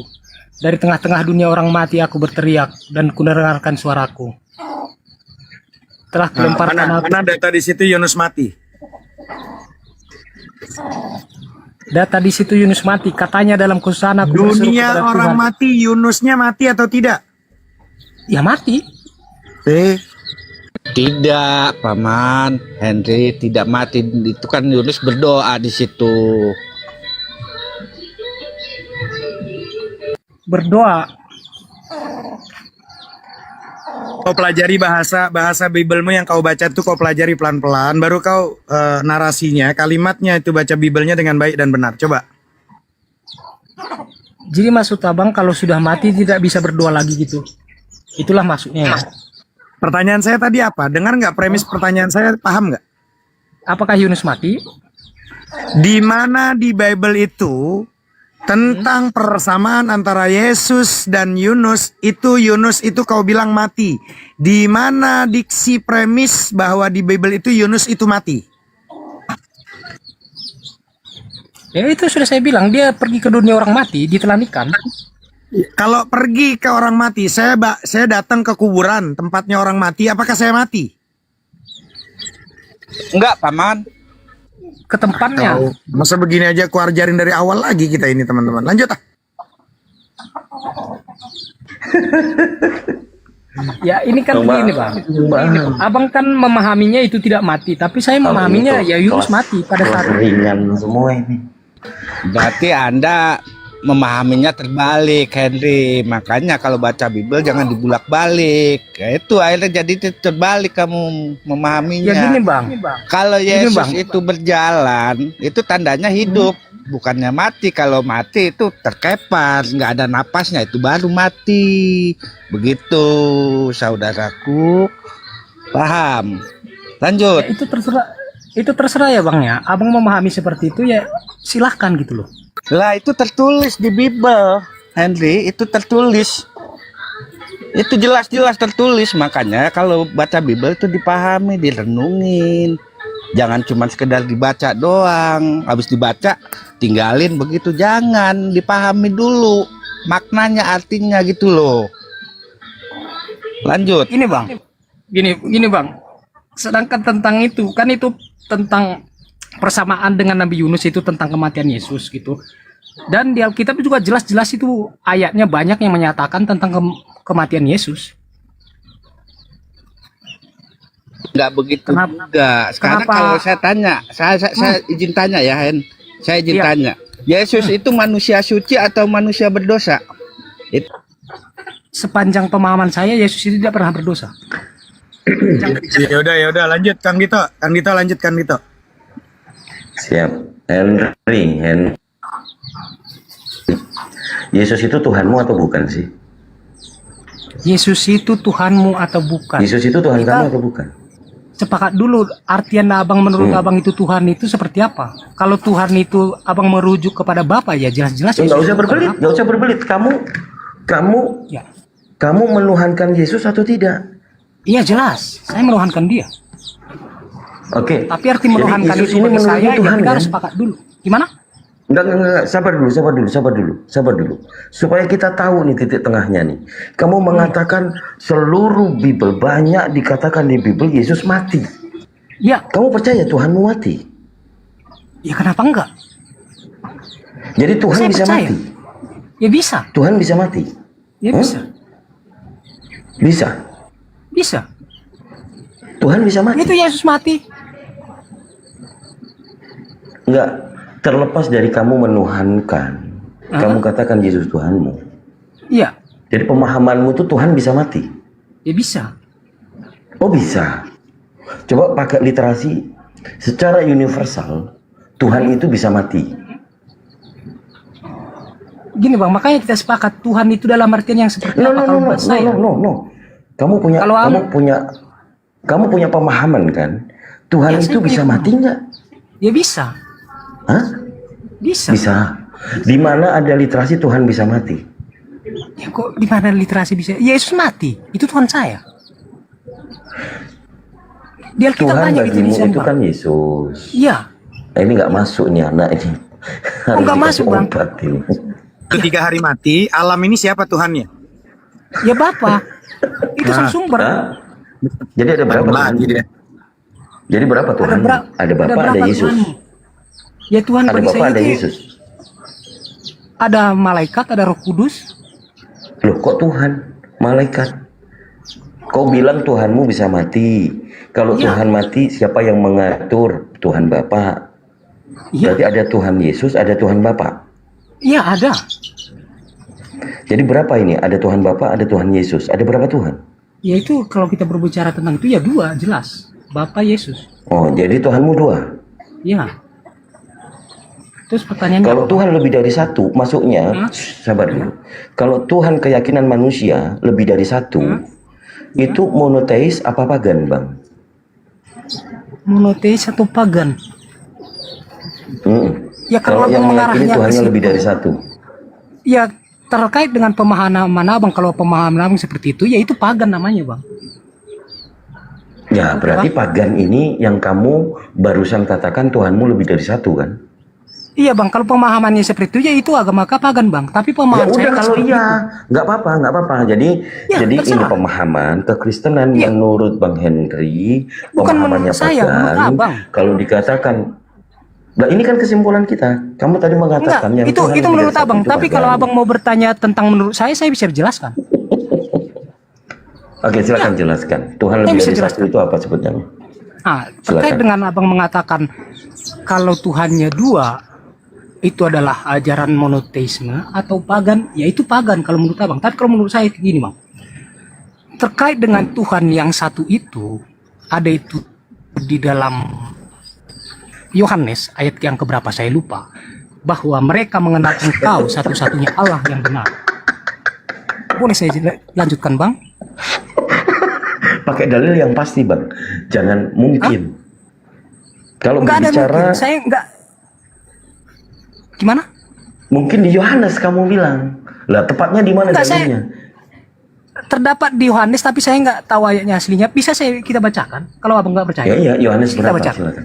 Bisa kita Yohanes bacakan, Bang. Silakan. Jadi maksud saya biar kita cepet aja gitu, Bang. Saya nggak mengada-ngada, tapi kalau abang nggak percaya bisa kita bukakan. Nggak bisa. Di sini Bisa kita bukakan. letaknya kita harus pakai literasi, Bang. Harus ada data, jangan congor.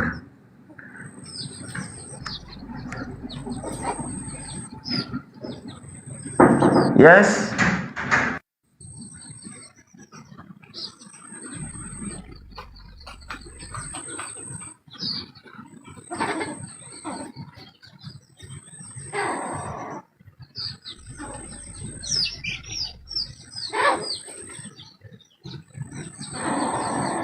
Ya, lanjut Bang Henry pakai datanya.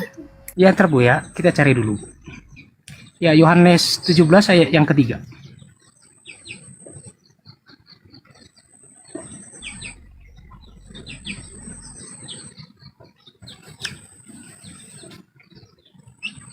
Yohanes 2, Yesus untuk murid-muridnya.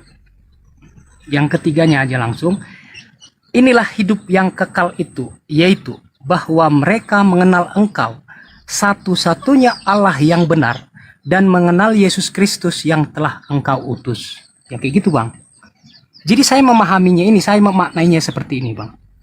Terkait dengan mengenal Engkau satu-satunya Allah yang benar, itu saya memahaminya bahwa Bapa itu adalah Allah yang benar. Apakah ada Allah di luar Bapa? Ya ada, saya meyakini itu. Tapi saya percaya kepada siapa? Saya percaya kepada Bapa. Gitu, Bang. Kalau saya memaknai tentang satunya itu ya, bukan berarti karena di situ dibilang satu bahwa Allah itu tidak ada yang lain selain Dia. Saya nggak percaya itu. Saya percaya Allah itu banyak. Tapi saya percaya kepada, saya menuhankan siapa, saya mengabdi kepada siapa, yaitu kepada Bapa itu. Ya kalau pemahaman saya seperti itu, Bang.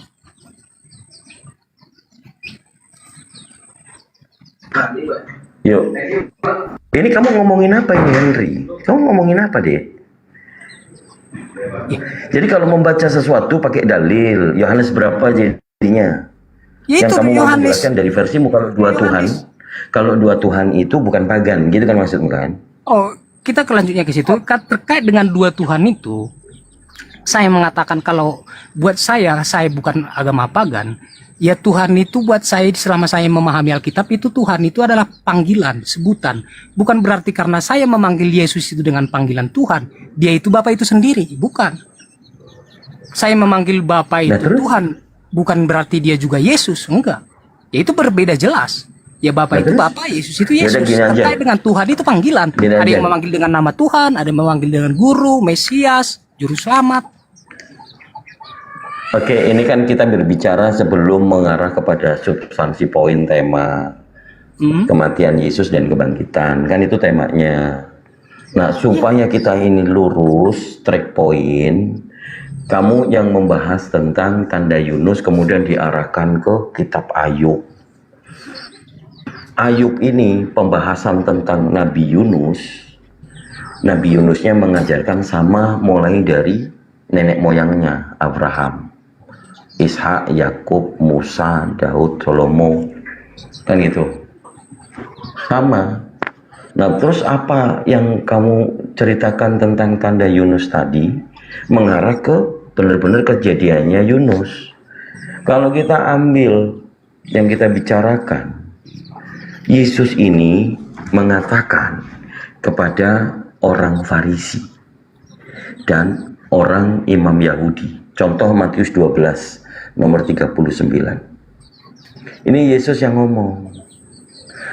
Waktu ahli Taurat dan orang Farisi bertanya kepada Yesus, "Guru, kami ingin melihat suatu tanda daripadamu." Yesus menjawab, "Angkatan jahat tidak setia ini menuntut suatu tanda, tetapi kepada mereka akan diberikan tanda selain tanda Nabi Yunus." Mereka tidak akan diberikan tanda selain tanda Nabi Yunus. Tanda Nabi Yunus ini untuk angkatan jahat. Kau percaya dengan kejadian Nabi Yunus ini? Tidak dikatakan mati dalam perut ikan. Ya saya tidak percaya Nabi Yunus ini mati dalam perut ikan, tapi dibangkitkan. Itu saya percayanya.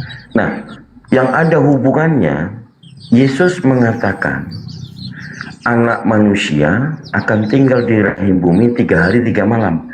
Ini untuk angkatan jahat atau bukan angkatan jahat?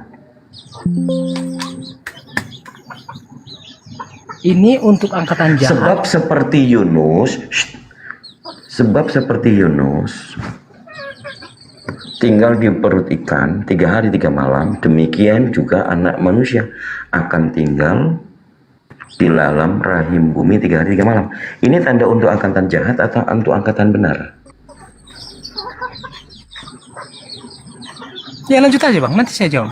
Kalau kau percaya Yesus itu dikubur 3 hari 3 malam kemudian bangkit, ya kaulah itu angkatan jahatnya.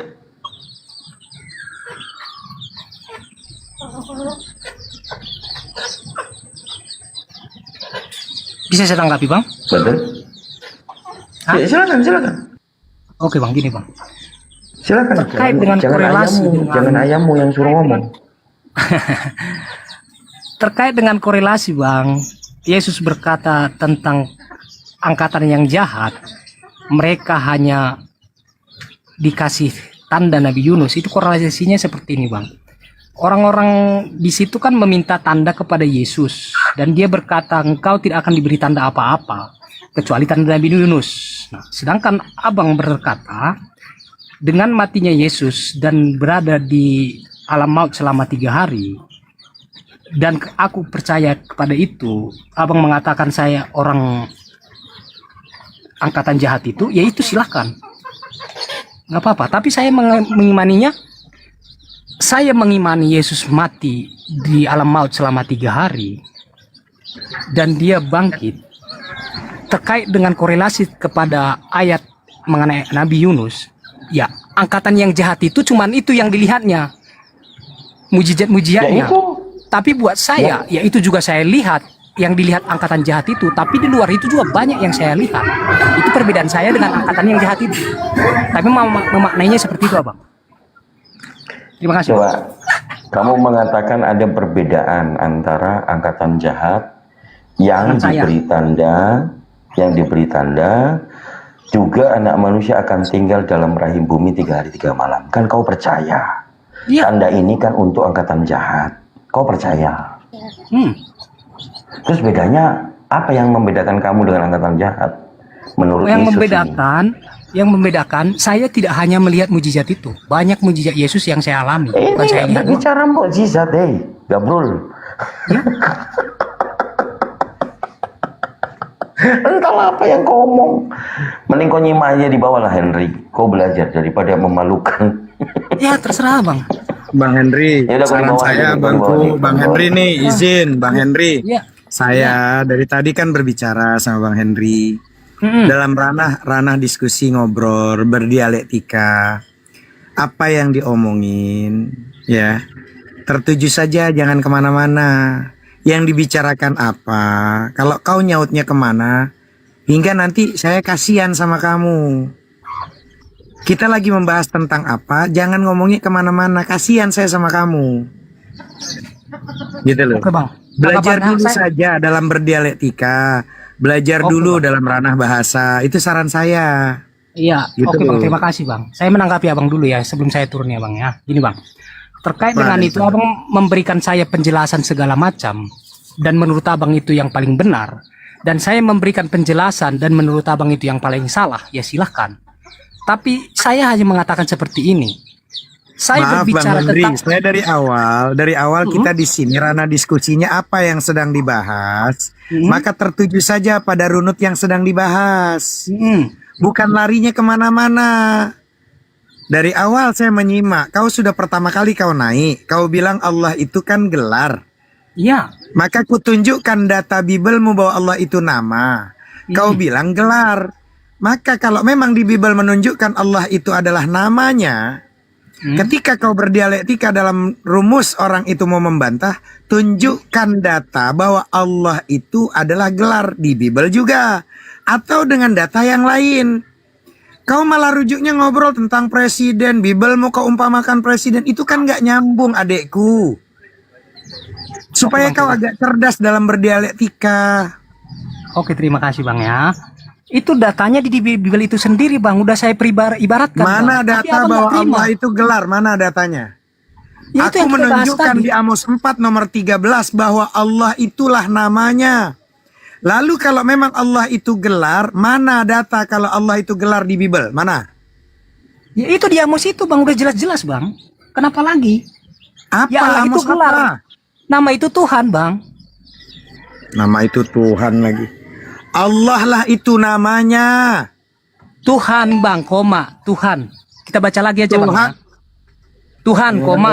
Inilah akibat orang baru belajar baca nih, gini bingung saya. Kan udah saya bilang Bang, gini Bang, simpelnya aja seperti ini Bang. Anda Bang menurut Henry, Anda kami seperti semua itu. di sini bukan orang yang tidak berpendidikan. Kalau kami ditaikkan seperti Anda, akhirnya kami tuh seperti orang kayak ngelawan anak SD ya Bangku. Anda berkata seperti itu. Kalau kalau saya berkata sebaliknya seperti Coba itu, kau buka bagaimana, Bang? datamu, coba kau on cam, buka datamu, coba. Ku besarkan kau. Buka datamu. Boleh. Belajar Boleh. baca, coba belajar baca. Boleh, kita buktikan. Iya, Bang. ya. Coba belajar baca. Coba belajar baca. Amos yang keberapa tadi Bang? Biar kita buktikan Bang. Kau Bible Saya yang aja salah? kau ranah diskusi aja kau nggak hafal dengan kitabmu. Kita yang naik di sini semua tahu dengan data Biblemu. Kau nggak sadar kau berdiskusi dengan siapa. Itu terserah Abang ya. Nah, model kayak kau mau berdiskusi, kau lihat dulu imbang nggak nih lawannya. Itu saran saya, Bang Henry adekku. Gua nggak pengen manggil abang, tapi kayaknya nggak pas ini. Kau Nah, baca tidak apa-apa. Amos 4 nomor 13. Tunjukkan on cam, kau baca pelan-pelan. Nah, kita buktikan Bang ya. Ini Bang. Amos 13. Coba, kalau punya kuping jangan taruh di hidung. Hidung pindahkan posisi ke hidung, kuping di kuping. Amos 4 nomor 13.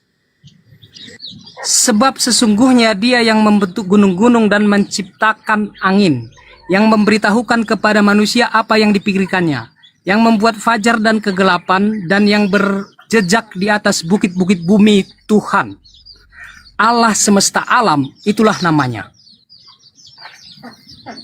Jadi saya memberikan contoh tadi Bang, kalau di Alkitab itu nama. Sudah, mana on cammu? On cammu mana? Biar orang-orang yang nonton di bawah tahu kalau kau lagi belajar baca. Kok belajar Kau nggak baca? berani on cam dengan datamu? Ya ini datanya, udah on cam. Mana on cammu? On cammu mana?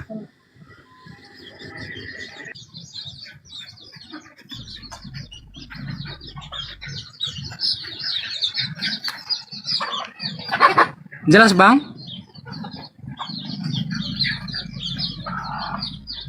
Udah Bang, jelas Bang, kita buktikan Bang. Kau baca tuh. Coba baca.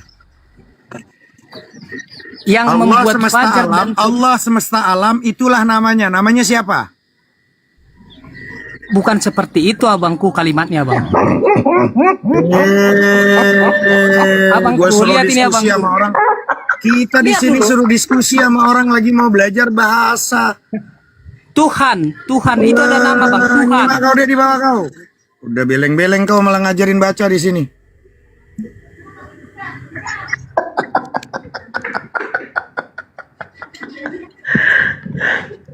Ya, Christian, selamat siang Christian.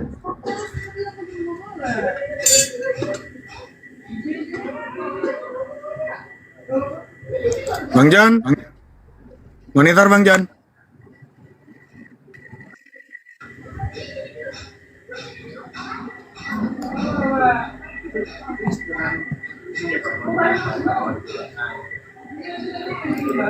Bang Junet. Oh Bang Junet. Ya Bang, gimana Bang? Ya, gimana dilanjut? Dari narasi tadi, narasumber-narasumber yang di atas ini gimana Bang Junet?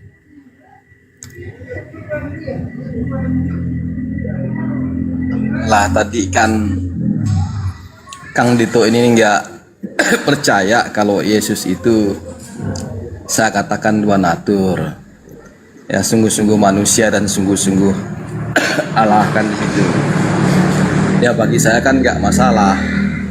Dia nggak percaya pun nggak masalah kan di situ. Tapi saya menyampaikan apa yang ada di dalam kitab suci saya.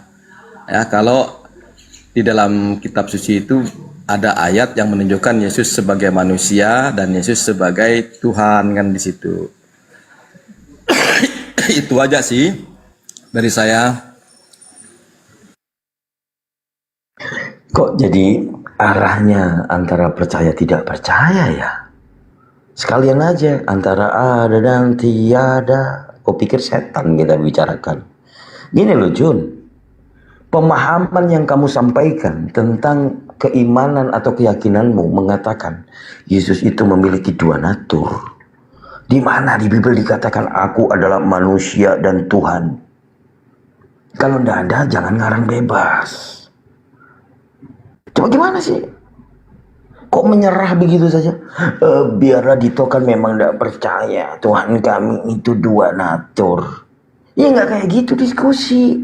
Itu namanya sudah melemble, sudah melempem kau di. Bang Junet sebagai pembina murtadin, argumentasinya cuman ya Kang Dito kan tidak percaya kalau di Kristen ada dua natur. Saya sudah menjelaskan dari sisi fakta sejarah.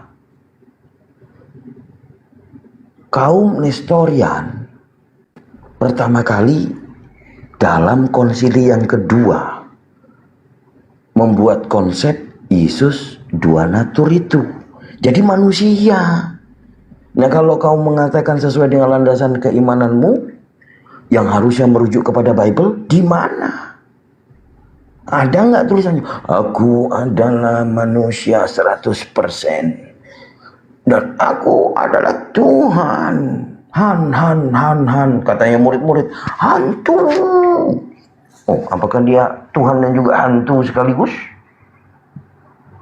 Ya, udahlah. Kalau memang tidak ada perlawanan, mungkin kita alihkan biar Pak Junedi nyimak di bawah, karena bukan mau berdiskusi apalagi berdebat dengan kita. Tidak ada ilmu beliau ya, cuman bisa ngomong mengaku katanya pembina murtadin. Kualitasnya kayak begini.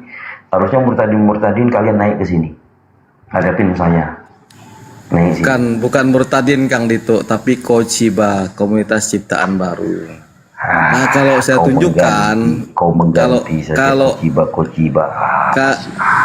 kalau saya tunjukkan, kalau memang pembina orang yang baru masuk Kristen, kebanyakan dari Islam, ya udah suruh ke sini. Udahlah, kau mau bersilat lidah apapun yang kau hadapin ini apologet Islam Indonesia, jangan kau tipu-tipu, ya. Oke, Christian, kau maju Christian. Temanya Yesus mati dan bangkit. Ya, kenapa? Kenapa dengan temanya Yesus mati dan bangkit? Silakan. Iya, silakan. Ya apa yang mau kau tanya? Saya menjawab aja lah. Oke. Silakan Tito. Yesus mati dan bangkit katakan. Ya, kau tempat noise kau minggir ke tempat yang sunyi. Di restoran ini, makanya tadi aku mute. Aku lagi di restoran. Kalau mau ya, kalau enggak aku mute dulu. Ya udah, kau undang aja kawanmu atau pendetamu lah, suruh kesini lah. Bisa friend. Kalau kau berani kita lawan satu. Nanti kalau saya sudah pulang. Ya boleh. Tapi kan ya kau nyimak dulu lah. Kau undang, nanti saya buka live, kau buka live ya. Kita satu-satu ya. Jangan. Nah, di sini aja langsung sekarang. Nanti dulu ya. Oke, kalau bising. Iya, kamu lagi noise, Dek. Aduh, kok nggak ngerti sih orang-orang ini. Astagfirullahaladzim. Mau diskusi macam mana nih? Noise. Ya. Oke, sembari nunggu otan yang lain, Junedi udah terkapar ya. Sudah mundur pelan-pelan. Mundur alon-alon ya. Dia bilang nggak mampu lagi bahas kematian Yesus dan bangkit supaya menjadi apa? Hantu apa Tuhan? Nah, silakan yang Kristen yang lain naik. Saya izin mute. Saya harus duhuran. Udah masuk duhur. Satu nahan saya kembalikan sama Bang Bal. Suka framing saudaraku ini.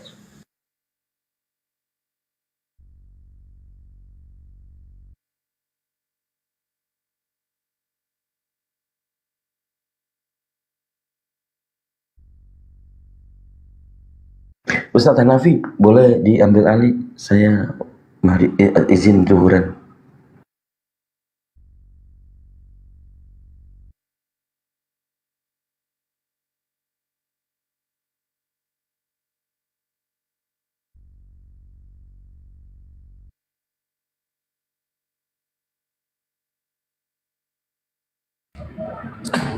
Izin guru-guru semua, saya izin tutup komal dulu ya.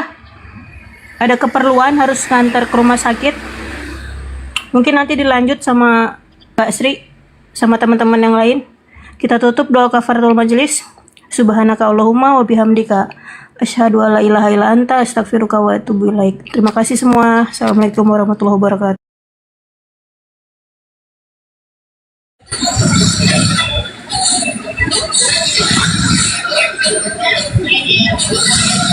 Thank you.